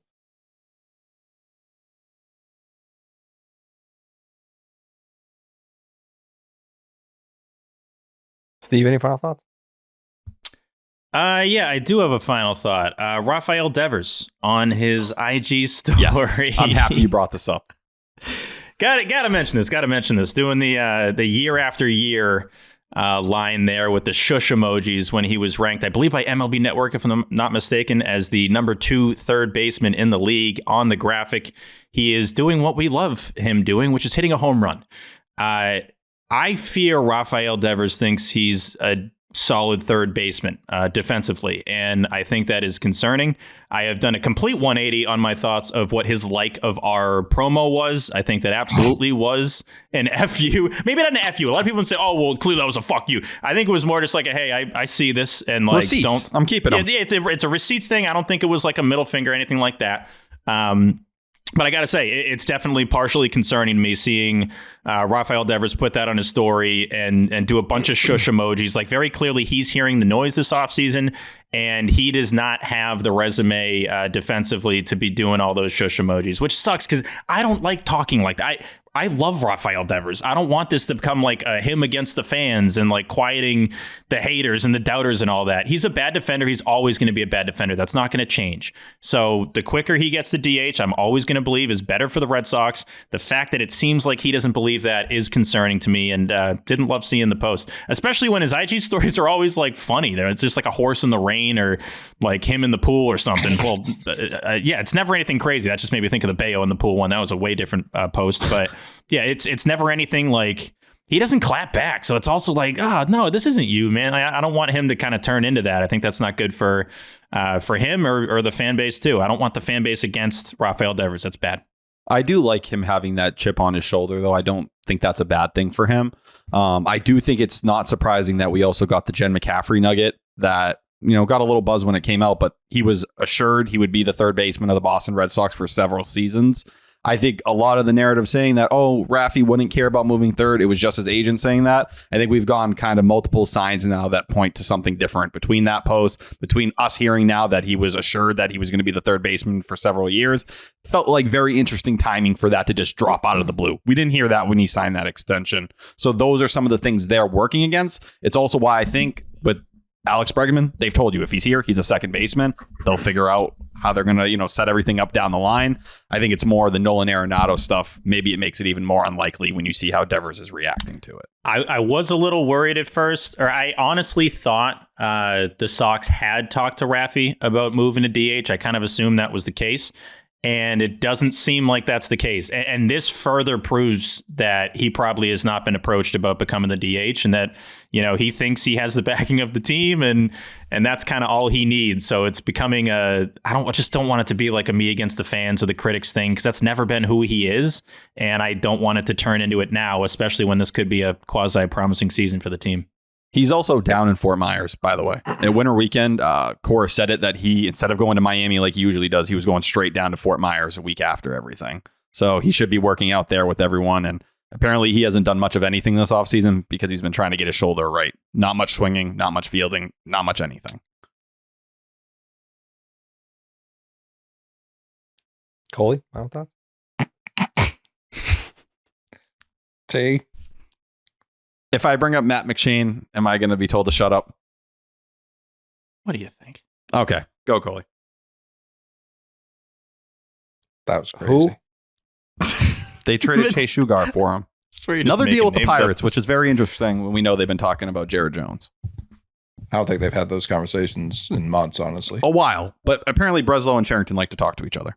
If I bring up Dingus Bafuco, are you guys going to lose your mind? Can I get my thoughts off? Well, they've traded from two guys from the 2024 draft class that never ended up pitching for the Pirates. We can definitely get a takeoff about Dingus Bafuco because that's a guy that, he's got some buzz. Maybe he doesn't have the same, I guess, clout as like a Max Clark or something like that, or someone that has like a ton of YouTube followers or whatever. But Character Dingus, issues. You want to talk about Dingus Bafuco? Yeah, of course. The floor is yours, dude. See? Hand up. I'm passing it to Coley. I mean, why would you bring up Dingus if you're not gonna spit honestly, some bars? I did a lot of research before the show. Yeah, all right, I didn't look into Dingus much. All right. All right, cool. All right, cool. So we traded for Matt McShane from the Pittsburgh Pirates. And this fucking guy. No, the Red Sox officially have the number 1 and number 3 prospect in all of baseball. Tyler could have said that. I literally threw it to him. He asked about Mac McShane instead. I'm pissed about Roki Sasaki. He doesn't count because he's a coward and a pussy. Like, I fuck Roki Sasaki. He doesn't count at all. That should be enough reason to be excited about this season. That alone, those two knocking on the door, being ready to come play and contribute and hopefully sign extensions. I don't understand the people who are against that. You can't be against everything. You know what I mean? You can't use your advantage, which is paying guys to the point where if they do bust, it doesn't matter. It does not matter at all because you haven't paid them the large deals. That if you're not going to use any of your other strengths as the Boston Red Sox, at least exercise that one so you don't end up in another Devers situation where you're overpaying him, even if I love that for my guy. But the whole point of those players is they should be the cherry on top, not the main course, because that's unfair to them. You're only setting them up to be gods as opposed to let them naturally develop. Mookie Betts, for all that stretch, Mookie, Xander, and them, they came up in ways that, hey, this is sick. Look at this guy. Maybe he can do some things. Not like we really fucking need Christian Campbell and Roman Anthony to be our projected second and third best hitters, which they currently are. So yeah, that's where it's like, I'm fine with Bregman. I've been against it.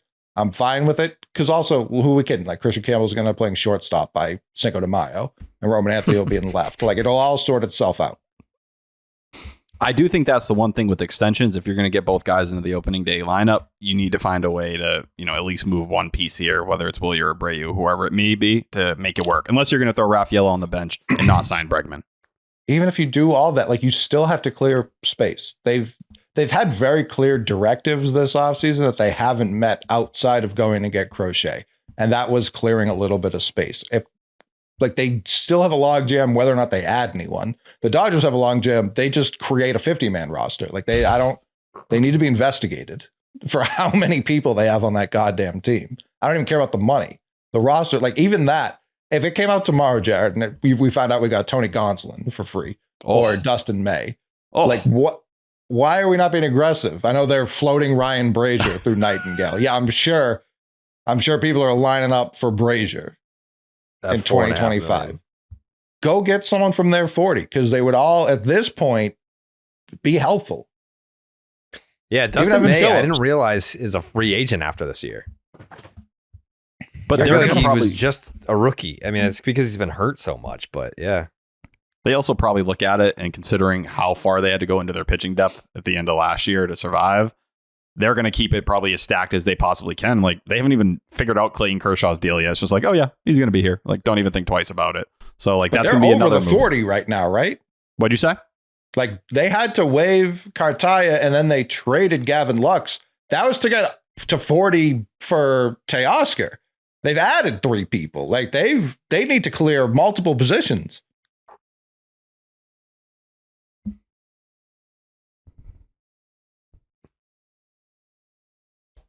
If you, let's just say hypothetically, you traded for Tony Gonsolin, where's he fitting? I think it's a good problem to have. I guess. It's a great problem to have. But they're already in a great problem to have spot. I think it's a much better problem to have. They're already talking 6-man rotation. So like now you're just going to kind of create the same thing over here. It's not, I mean, you're obviously not talking about Yamamoto and Roki Sasaki and Shohei Ohtani and Tyler Glasnow. But Dustin May would have to be in the rotation today. I mean, I don't know. I think if it were me and I got Dustin May over here in a trade, the Dodgers' plan was to have him come out of the bullpen. You need a right reliever. Like I would probably put him in my bullpen. I don't know that I would start Dustin May.